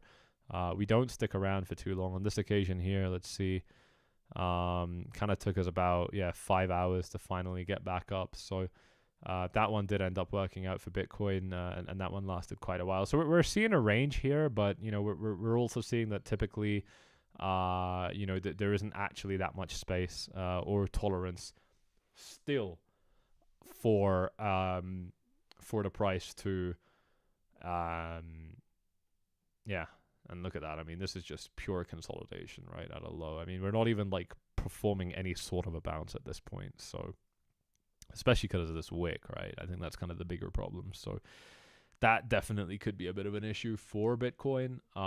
Just kind of looking at how this has happened in the past. It's really useful too, right? Because what happens to a lot of people is, like this shit happens like over here, and they study it really, really closely, and they start to get a better understanding of it. But if they haven't actually lived through it, if you haven't actually lived through something like this, you won't really understand what it looks like. Because you won't study it proactively either, and that honestly, that's where a lot of people go wrong. We're pretty good at correcting stuff like that. Those of you that are interested, we do have a very, very powerful one-to-one program that we launched kind of would have been like last year, with incredible results. I mean, not a single person, everybody that took it has managed to pay it off massively with profits, or save themselves way more than they paid. They managed to save themselves in losses that they actually avoided after joining this program. So this has been quite transformative for a lot of people. It is very serious, very serious, and also very expensive. So if you don't like the idea of a kind of bigger investment in yourself, then that's totally fine. But this won't be for you. But those of you that actually kind of feel like you can justify it, like I said, nobody has actually had a bad outcome. Everybody that's kind of taken it has done much better afterwards, which I'm very proud of. I think that's actually very cool. So check that out if you're kind of interested. All you got to do is directly contact me on that link right there. But 92K is holding like a very short-term resistance level, pretty much. And it makes sense because it used to be support, right? So now we're kind of struggling to even get back above it. We could get back above it, right? Like it would make sense because a lot of shorts are probably entered here, and now we kind of want to see that bounce. Let's actually take a look at this. Let's see if I can pull this up on Coinalyze, because this is a very, very interesting website to be using to kind of get a more in-depth look at what's going on. I know that many of you probably won't understand what this means. Does anyone actually understand what happens on Coinalyze? Does anyone understand what the open interest is, CVD? Please let me know in the live chat. Just tell me I understand or I know it. And by the way, earlier I asked you guys if you understood what I meant, and you all said yes. Thank you very much for commenting yes. I really appreciate it. It tells me that, it means I'm not talking to myself as well. It's a big part of it. I kind of, I know that that you guys are understanding what I'm saying, which, is really important because we're doing some quite difficult stuff. I got a request to turn up my volume. I don't know how much you want me to turn up my volume. I'm kind of redlining this thing right now. Are you happy with the volume now? I've turned it up a little bit, or is this a little bit too high? I feel like it's probably too high. It might be your speakers that you got to check out. But who knows about the CVD? And who doesn't know? Who doesn't know what's going on with the CVD stuff as well? It needed the boost. Okay, good. It's better. Good. We can turn it up if you guys want me to turn it up a little bit more. We can even turn it up further. Let's see. To me, this is like weirdly high, but anyway, if you guys like it, then even better. Here we go. Turn it up a little bit more since everyone's saying that it was better. Here, let's take a look at Coinalyze and what Coinalyze is going to do very, very briefly. This is actually really hard, so I think it's impressive that you are going to understand what I tell you within about 15 seconds. I won't blow your speakers, I promise. I'm going to try.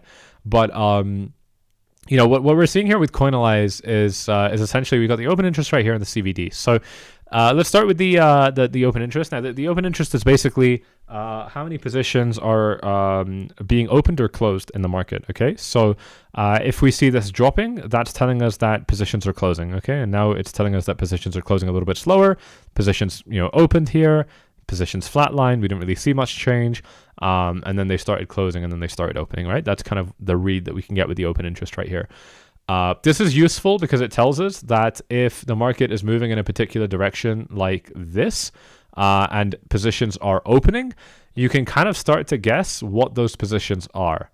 Right? Like if you're seeing a lot of positions come into the market while the price is dropping, then clearly it must mean that this increase in positions is resulting in the price dropping. And I'll just turn it down a little bit. And if that's what's actually happening, then you will be able to tell that there were probably shorts. Okay, so again, just so I know we're all on the same page, and I need you guys to tell me if I'm making sense. So just tell me, good, that makes sense, or to ask me to repeat something. Don't be shy. If everybody else gets it, it's fine, because I'm gonna end up repeating this shit anyway. I talk about this kind of on every video. Or not on every video, not this specifically, but price drops and open interest goes up, right? So what was causing it? Well, probably a lot of shorts came in. That's what that tells me.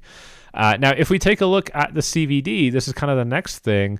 This is going to be your cumulative volume delta. So what does that mean? I don't even know, but I know that delta means change, and specifically the direction. We're focusing on direction right here. So what I'm actually going to do is I'm actually going to go ahead and draw a couple of vertical lines. Now I'm going to put the first vertical line over here and the second vertical line basically over here. And what we can see is kind of between, let's extend this out a little bit further. What we can see is that kind of between these lines, there's one particular big event that happens, which is that the open interest goes up by quite a bit. And thank you for the broccoli head comment. I appreciate that. I don't mind. And we see CVD dropping. Okay, we can see that CVD is clearly kind of moving down a little bit. It's not moving down by that much, but actually, no, it did. It moved down by 37%. So that's actually quite big. So we do see, shorts coming in, and we can see that, open interest tells us that, that position count increased. Okay, so more positions being demonstrated here, and the direction of the positions being demonstrated here. If it moves down, that means it's shorting. If it moves up, that means it's longing. Okay, now that we have that understanding, we can start to kind of piece together what this is telling us. And what this is telling us is that we're seeing a lot of shorts that came in here, successfully taking the price down, and we know that the price has come down a lot since then. And we also know that a lot of shorts have continued to come into the market since then as well. We can see this pretty clearly. A lot of shorts have continued to come in. It actually accelerated over here and it accelerated much more over here. Now, we just have to ask ourselves, goes place. Come here. Laney. Good boy. Stay. Nay, stay. So we've got to ask ourselves now, what happened when all these shorts came in? Okay, the price was successfully driven down, but what kind of shorts were these? The shorts that happened here in between these two lines, between 24 Feb 1330 and 24 Feb 1700 hours, between these two lines, clearly shorts come in, and these are positions that are opening. But later, open interest actually drops, okay? So this means positions are closing, but it's still in the short direction. So it's not that people are opening short positions here. It's actually that people are exiting long positions, okay? When you exit, if you bought an asset, and your position count goes from 0 to 1, the only way to close that position and bring it back down to 0 is by selling, okay? So when you sell, that's going to show up in the CVD, and that's still going to show downward pressure here. So we're getting downward pressure coupled with downward open interest, showing us that it's not shorts that are opening, instead, it's longs that are closing, okay? So Marco's already got it. That means we're looking at a long squeeze. Now we're seeing the price stabilize at this low with open interest coming up and longs coming in. Okay, so CVD is going up and open interest is going up. So that tells us that longs are coming in. The direction is up, which means we're looking at longs, and the open interest is also up, which means positions are opening, not closing. So this is actually going to be where you start opening yourself up for potential for another long squeeze, because look at how much this open interest has moved up by, right? Again, on this scale, it's not actually that much. We're only seeing like a % move, but we don't have like a huge range that we're even working with, right? Like from this high down to this low, this was a 1.7. From, this low to this high, that was a 2. So, we don't have big swings in open interest typically, anywhere near as we got at least with the CVD. But clearly, some more kind of long positions re-entering here, and could they get punished? I don't know, but clearly I think we're in a situation where they might. So that's going to be something to kind of continue to watch out for as we go on in this market. We've got a little bit of a sideways range here now for Bitcoin, which is clearly kind of allowing Bitcoin to stay up here a little bit, but I don't really know how long this is going to last for. And I think that if we can get above this high at 92, you've got a chance to kind of run up toward 93, 94, 95, but realistically, I could it happen? I don't know. It's hard to say. But again, so far, I definitely think we're looking worse than we are looking good, at least on this ultra short term time frame. Clever Tech got liquidated as an option seller. Unfortunate there, mate. Sorry about that.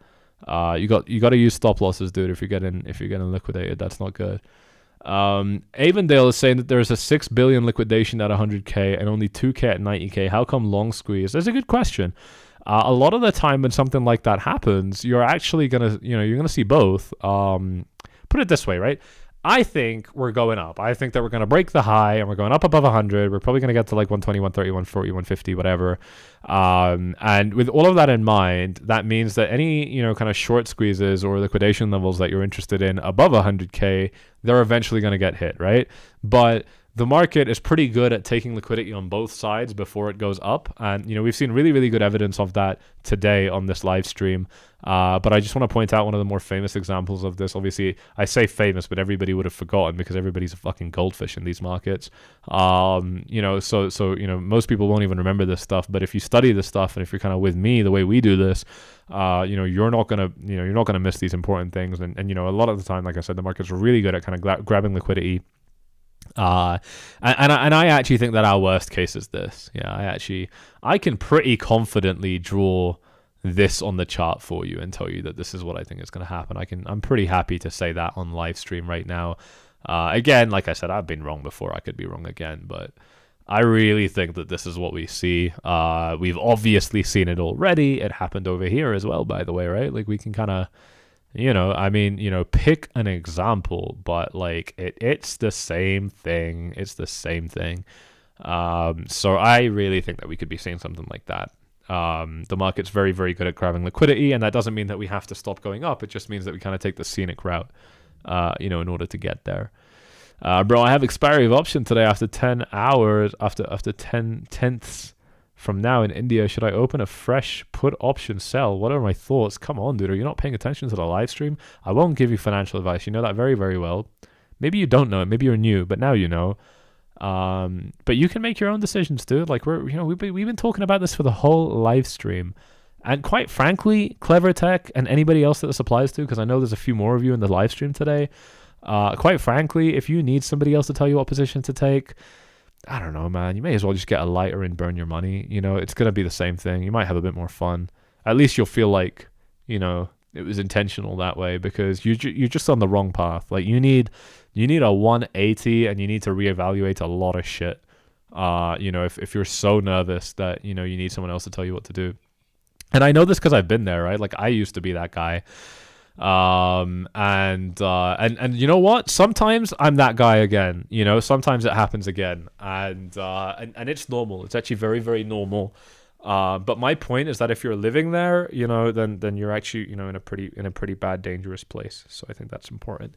I did mention I'm going to look at Fartcoin. Let's go ahead and look at Fartcoin real quick. Before we wrap this stream up, if you are enjoying it so far, do me a favor and smash those likes up. We're so close to 300, you absolute legends. Who's been here since the beginning? Let me know. Fartcoin has lost all of its gains here that it produced recently, and it's actually set a brand new low, so really not looking particularly good on this chart. But I am on a bad chart. Let's look at this one, because this is MEXC. It's got a little bit more price history. I don't like MEXC. I think it's a horrible exchange. Horrible exchange. For a few different reasons. I think probably as an exchange they're great. I think their engine and the way it works and everything is probably pretty good. But I think that the way that they've handled certain situations is pretty bad, and they rightfully have the reputation for it now as well, which is a shame for them. But hopefully they can kind of pull it back. DJ Monstrosity is saying there's no reason to be rude to somebody asking for advice or help, and you're absolutely right. And sometimes I'm a little bit rougher than I should be, and that's my bad. I take it back. I don't mean to be rude, but yeah, direct is a better word. And I think that you know what it is, man. I'll be honest. Like, you know, sometimes you just kind of get the same question so many times, and it kind of gets frustrating. And then it's my job to remember. But it's not this guy's 10th time or 100th time asking the question. He only asked it for the first time. You know, and I have to remind myself about that happens a lot. You know, a lot of the time you meet somebody in public who's famous and you're like, that guy's a dickhead, and it's like, well, that's the 100th time he did it, and he just kind of like couldn't be bothered or forgot to be nice. And I think, you know, all explanations are pretty reasonable, to be honest. There's no right or wrong. Yeah, some of you guys are saying, you know, nah, they just need to chill, or you guys are so soft, and you guys are right too, right? So, you know, if you do get upset by what I said to Mr. Clever Tech, then, you know, I don't know, man. Life must be pretty hard for you. Yeah, look, being rude or nice is a spectrum. I try and be on the nice side as much as possible, but you already know the deal. We're very direct over here. The people I'm very rude to are the people that really piss me off. You know, the people that piss me off in this crypto community are going to be people who are just too openly, loudly stupid. But we know when that happens. We know when that happens. Sammy's all love, guys. He's just gangster about it. Thank you, dude. Thank you. The price action is so unorganic on Fartcoin. You're 100% correct, but that's actually a good thing. Wow, actually, I didn't even look at the chart yet. I've just been talking about being nice and rude. This is a really good chart. There's really nice resistance here, really nice support here, really nice resistance here, really nice support here, really nice support again. What the hell? This is the best chart I've seen in crypto today. Apart from Bitcoin, probably. This is such a good chart. Okay, let's look at this. Let's go ahead and we're going to keep Bitcoin on the side because, like I said, we want to watch ourselves kind of gain or lose money as we can. But one sec.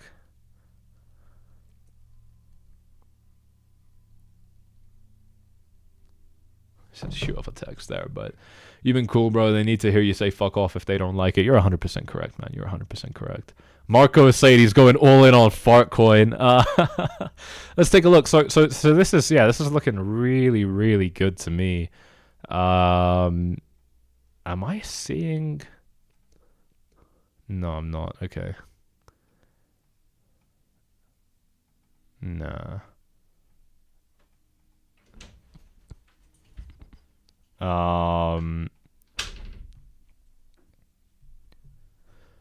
But yeah, let's just measure this zone real quick. So this is going to be it's a 14% range, so it's quite big, but that's not a problem.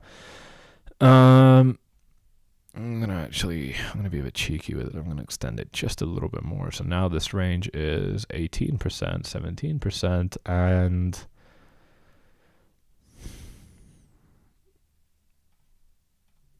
probably want to be clear of this wick right here.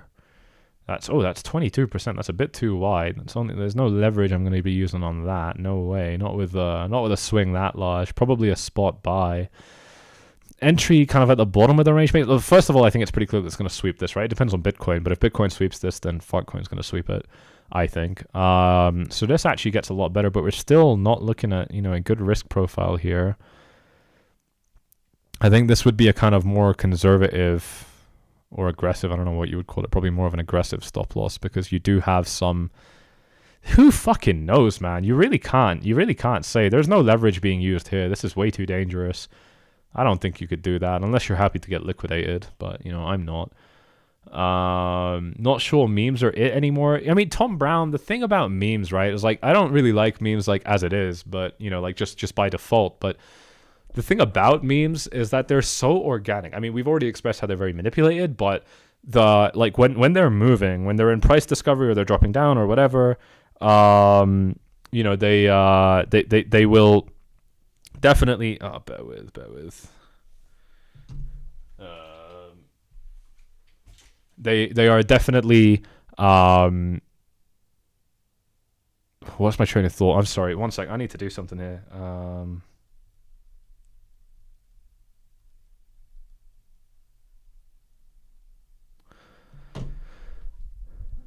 Yeah, we're back. I don't know what I was saying. I kind of got zoned out there for a second, but this looks pretty clean, and I think that for a spot buy, there's a very easy 50% here. I don't know if I would ride this for more than a 50%. Probably, yeah, of course. I would probably, at most, I'd probably sell, a little bit up here and then probably continue. Chris saying, thanks for looking. Bought spot at 27. YOLO money. Maybe it moves on the next leg. So 27. Oh, that's right here. That's pretty good. I mean, dude, you're not going wrong with a buy like this, right? Like, I mean, this could go wrong. This could go horribly wrong. But overall, if you take trades like this, you're gonna make so much money, bro. It's not even funny. It's not even funny. If you overall, I'm saying, I don't know about what's gonna happen on this situation today. Like, I mean, with Altcoin, but on balance, if that's the kind of trade that you take, you're gonna have a pretty tidy portfolio. You're gonna do really, really well. You're gonna do really, really well if these are the kind of buys that you're kind of interested in. It's right now. It's right now, ladies and gents. It's right now. You got free cash to trade this shit. If you don't even want to risk your own money, all you've got to do is get signed up and start trading on these platforms. They give you a ton of free cash. Do whatever the hell you like with it. Again, only if you're not from a restricted region, though, of course. But yeah, that's gonna be Altcoin. How low do I think Solana goes? I don't know, because it depends on Bitcoin, right? If Bitcoin keeps dumping, then really there's no floor for Solana. So your question isn't really about Solana, even though you asked it about Solana. Your question is about Bitcoin. But this is obviously a pretty contentious zone right here. The 120 range was obviously pretty important for Solana. It's got a floor above 100, right? Anything kind of above 100 is still kind of good. Even down to 85 is a really, really good support level. I'd say like this is kind of like, I would be surprised if Solana went lower than 85. I think that's kind of the lowest I would kind of tolerate Solana going down. And then, if it did drop below 85, there's a really big drop here. So that would actually be pretty bad. Bring back 𝐁𝐥𝐿. This motherfucker's crazy. This guy's crazy. Six-legged smackdown. What are you smoking, bro? Bring back 𝐁𝐥𝐿. Can I check out GST? You guys are talking about GST. I'm like, are you talking about like the time zone? Like, what's GST? I haven't even heard of GST. Somebody asked me about 𝐁𝐥𝐶. The reason I was talking smack about 𝐁𝐥𝐶 is basically because they've been caught in some really bad controversies before. And, I've seen how exchanges operate, like I've personally met up with like, Ben, for example, from Bybit, the owner of Bybit, many times. I've met him privately, publicly, whatever. He's a fucking sick cunt. He's a good guy. He's a nice guy. And he knows what he's doing. You know, he really knows what he's doing, and you get a sense of how people run their companies the more you talk to people that are at the top. You know, I've met many exchange owners, and just other people at the top of the crypto game. And so when I see how 𝐁𝐥𝐸 handles certain situations, I'm like, come on, guys. Like, you know, you literally have good examples of how to deal with a bad situation all over your industry, and you guys choose to be this shit about it. I don't know, man, but I don't think you'd, like, you know, get like your money stolen on 𝐁𝐿𝐸 necessarily. I've heard those stories too, but like I wouldn't be worried about that. I would use them. Like, I'm not saying that they're like that bad. I'm just saying that you have substantially better options. Or more honest. You want honest, right? Like, you want an honest platform. Anything can change, right? I mean, you know, Bybit could, you know, sour and just turn really shit as well. It's happened before, not with Bybit, but with other companies. So, you know, I'm not saying that these are constant, but I'm saying so far, man, like, shit. You know, like, they're good. I don't even think Bybit, like, released a token and, like, milked that angle. They maybe did, but, like, they didn't really do that much with it. So, I don't know. Like, I think there are just better players, and I think that, you know, 𝐁𝐿𝐸 is kind of not so great compared to that. Bybit handled the hack well, other than getting hacked. Exactly, Tom. You know, I mean, the way they got hacked was pretty stupid. I can't imagine being Ben, knowing that it was him that fumbled 1.5 billion. Like, he must have felt so stupid for it, especially because the mistake was, like, really not that, like, it was a very avoidable mistake, you know? So I'm sure he feels, you know, quite stupid. I know that I would, but at the same time, I mean, you know, you're talking about a dude that's ran an exchange for this. Like, how many opportunities has he had for something to go wrong? Do you know what I mean? Like, and it's never gone wrong. So clearly he's extremely good. And I don't know, like, can we even fault him? Like, I think it's much more of a human thing at that point, you know? Like, eventually the smartest guy in the room is going to make a really stupid mistake. And I think Ben had his turn. I think that's literally all it was. And then the response was fantastic, man. It's almost like, I think that they rehearsed it. By the way, I might be doing an interview with Ben. I forgot to tell you guys about that. So if you guys want me to, not an interview, but like a podcast, if you guys want me to do like a podcast with him, then do me a favor and actually tweet that at Bybit. Tell Bybit to do that. And the more you guys do that, they'll probably arrange that. I think he's just so busy, as you would imagine, you know, running that platform and just all the other stuff. But you know, if it's something that you actually want to see, definitely like send them a tweet and be like, yo, do a podcast with Sammy kind of thing. And also just let me know in the live chat right now, do you have any questions? Because I've got some really good questions for this motherfucker. Like, for when I go on, you guys have seen my last podcast with him. I don't know if you remember. I did a podcast with him, you know, like, I don't know, a year or two ago, something like that. And you guys loved it. He loved it. I loved it. Everybody loved it. It was really, really good. And this time, I mean, it's going to be so much better. I've already kind of written out what I want to talk to him about. And by the way, my questions are not, hang on, let me I'm gonna give you guys an example. I'm so good at this. Look at this. Let me give you a good example. Of the kind of questions I want to ask him here. Here's a good one. So obviously, do I think it was money laundering? That's a good question.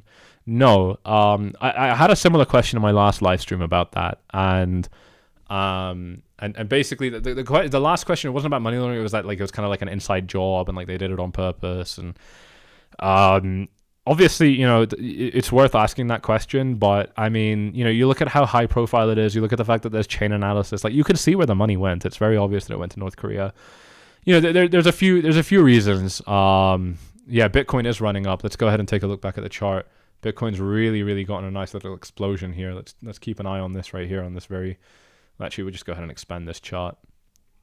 So let's see what happens here. Is this, because I was talking about liquidity grams, isn't it? So if I'm right, then basically we get like up here or whatever, and then we kind of come back down and sweep the low next. That's kind of how this would typically go if I'm right. I don't know if I'm right, but yeah, I think there's too much evidence on the contrary, you know, to say that this was not, you know. And what money does he need to launder, by the way? You know, like, he was based in Singapore, which is very tax efficient, and now the UAE. So, you know, like, what laundering? Do you know what I mean? Like, I don't think so. You will launder money if you have a big tax bill, right? Or if you made your money illegally. But in both cases, it doesn't apply to him. Would you be up for freezing the North Korea wallets or running the ETH chain back? North Korea never gonna stop this shit. It's a good question, Tom. You know, I actually asked this question as well when it first started to float on Twitter. I was like, actually, I said it live. I was like, you know, should he roll back the chain? And I gave it some thinking. You know, because Vitalik, you know, may have the power to do that, the creator of Ethereum, but you know, I think that I think there's probably more downsides than upsides, and I think the biggest downside would be the precedent that it sets, right? Like, it would be a really bad precedent, especially when the solution is just don't blind sign, right? Like, ultimately, where it went wrong is that Ben just wasn't following a good procedure.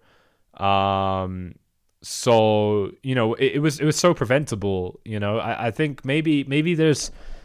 I just think if you do it for this, then you can do it for anything. And somebody else pointed out a lot of people would suffer for that, man. Like, a lot of people that have kind of, you know, bought and sold, traded, transferred Ethereum, you know, since that event. Because I asked that question a few hours after it happened, you know, so it was a little bit more recent. But a lot of people would get screwed. It's a bad precedent.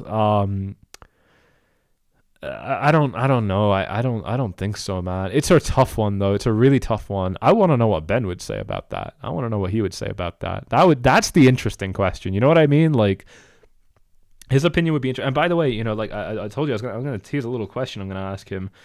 One of the big ones that I'm interested in, you know, and it depends on when we get to do this, because if it doesn't happen soon, then I can't really ask him this question. But it's about Fort Knox, and you know, what is his opinion on the situation? I'm going to ask him about the whole Trump administration, obviously, but also just Fort Knox. I mean, if they don't end up finding as much gold as they want to, and more importantly, if it turns out that actually Russia, China have much more gold than the United States, then would that scare America into you know, deciding to base their shit off something else? Because that could open the path to a Bitcoin strategic reserve. So I'm not saying that's going to happen. I actually don't think that's going to happen, but you know, I think that I think it's interesting. I think there's a few things like that that would be really, really interesting to kind of get his thoughts on.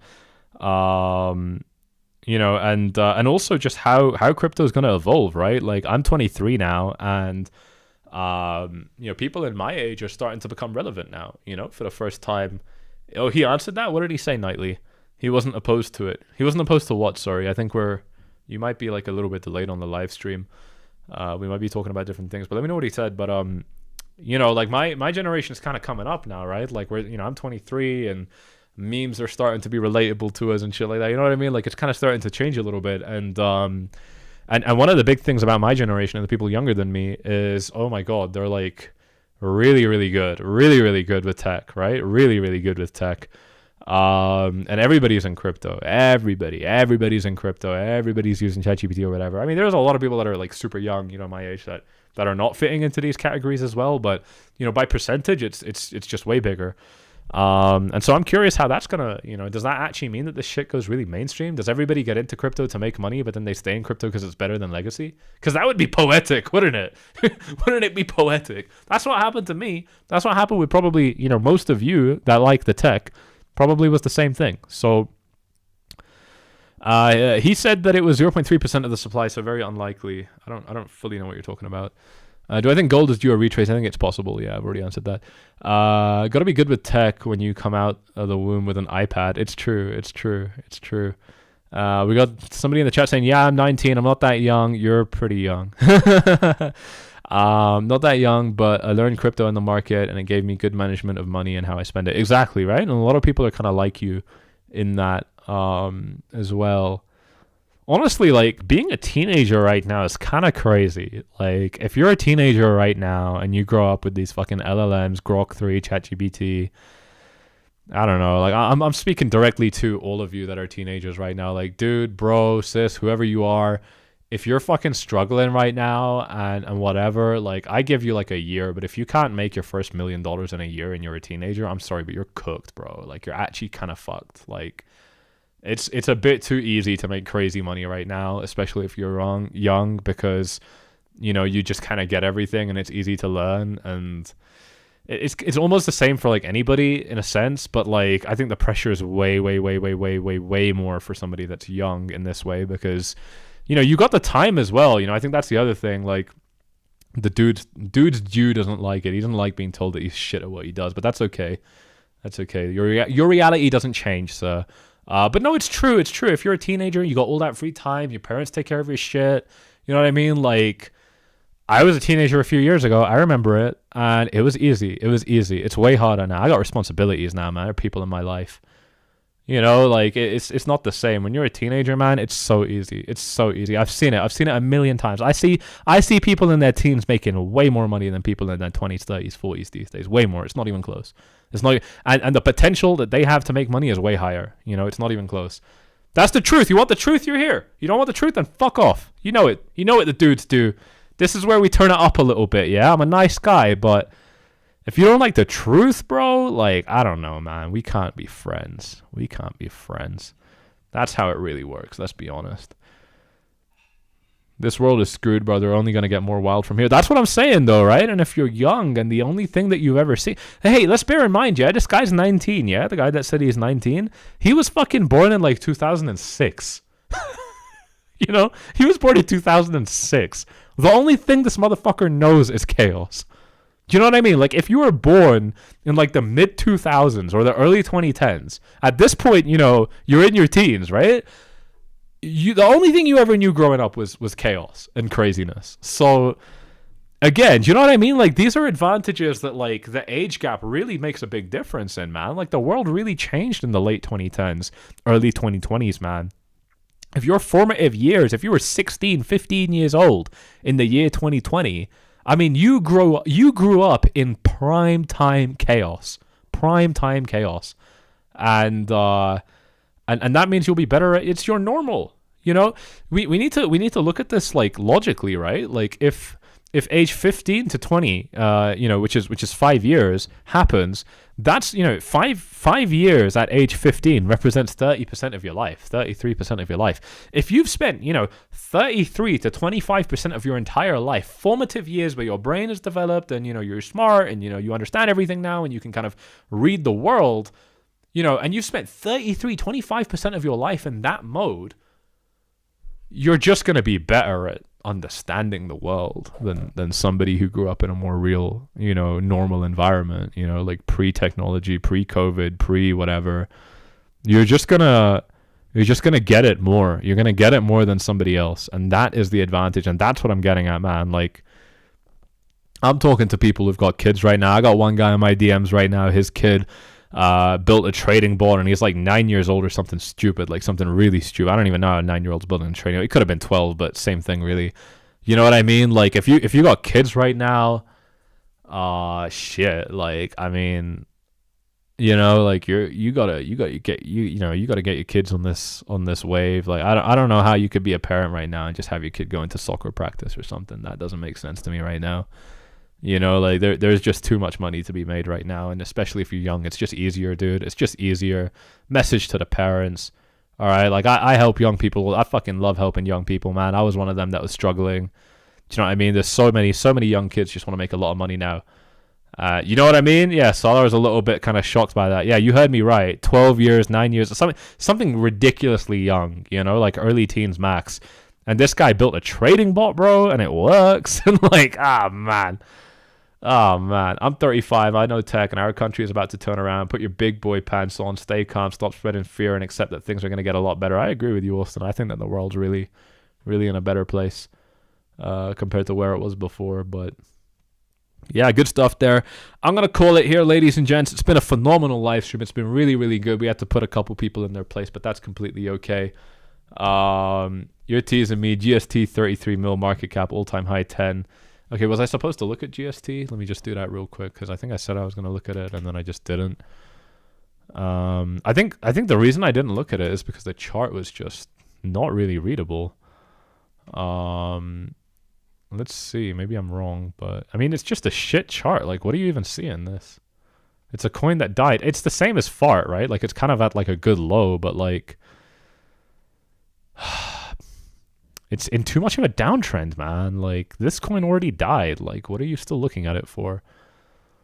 It could still pump, obviously. Yeah, it would be great if it did pump. But, like, I don't know. A lot of people have kind of had this dream, and it didn't really work out. 𝐁𝐥𝐨𝐅𝐢𝐧, same situation, but much better approach. You know, like it's got the same thing. It's down at the same kind of support level, but it's doing it inside of an uptrend this time. And this uptrend's been going on for 2 years. So actually, this looks really strong. This looks extremely strong. Yeah. Kids need to be kids, just saying. I mean, yeah, you're right, but I don't know. Maybe I don't have this perspective because, like I said, I'm 23, right? My childhood's not that far away from me. Maybe I'll change my mind, you know, when I grow up a little bit more. But I grew up. Hey, you know what? Here's the thing. Let me tell you something interesting. I grew up among entrepreneurs. We were all 13 years old, basically all of us. And a few of us are still really, really close friends, and are actually like the best friends that we have in life right now. And we all kind of started our journeys when we were 13 years old. Did I miss out on being a kid? Yeah, definitely. Is my life amazing now? Yeah, definitely. And so are all of them. You know, all of their lives are better too.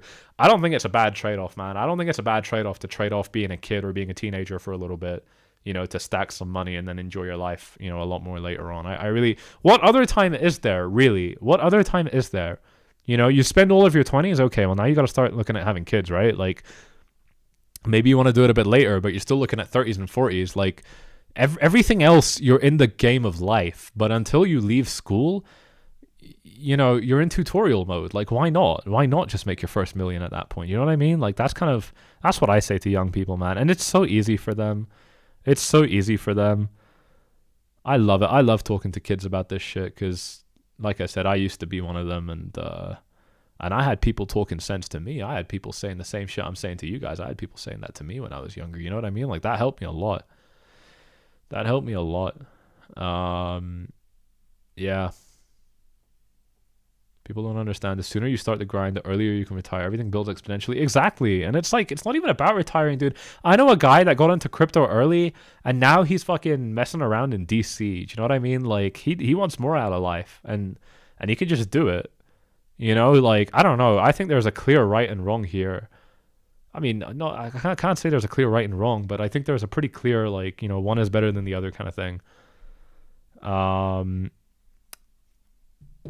That's just my take. You know, I've been in this like online money space all my life, and you know, crypto is obviously that. Crypto is online money, and I've seen people that are young start out, and I've seen what their life looks like.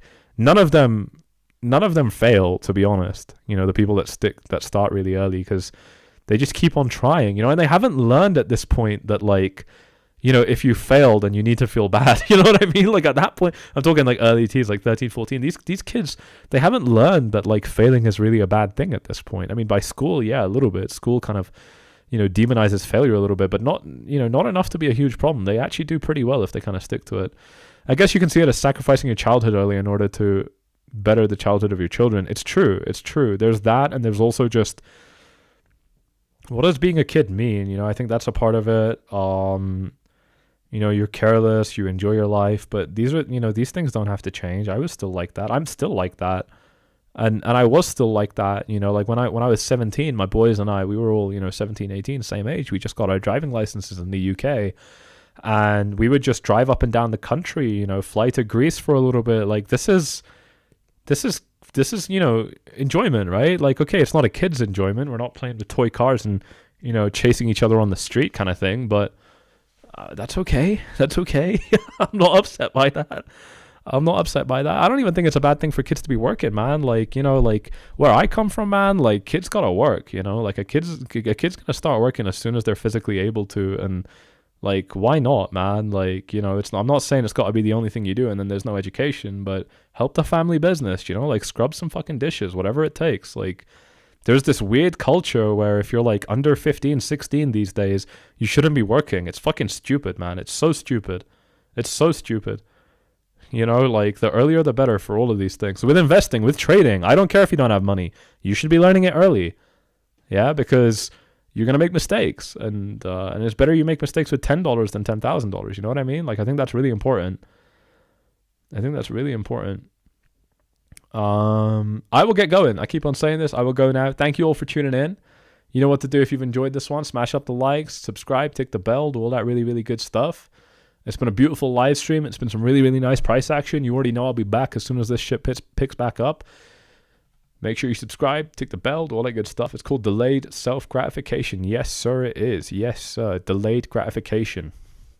That's what it is. Have a good night, you two. You too. Thank you all very, very much. What a late one. It's very, very late today. What time is it? Damn, yeah, it's so late. I didn't even notice. My hair looks great, but you're too young and handsome for a beard yet. Thank you so much. My beard looks horrible, but we're getting there. I'm just playing with it, man. I got a couple of friends that have really good beards, and I'm just like, it's irritating. I'm gonna try.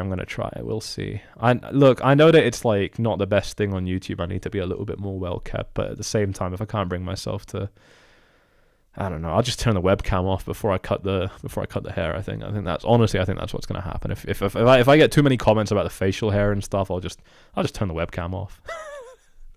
I'm seeing where this can go, man. I've never just let it grow. I'm just gonna see what happens this time.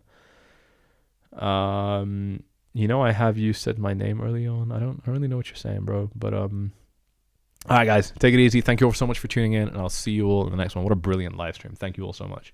Cheers.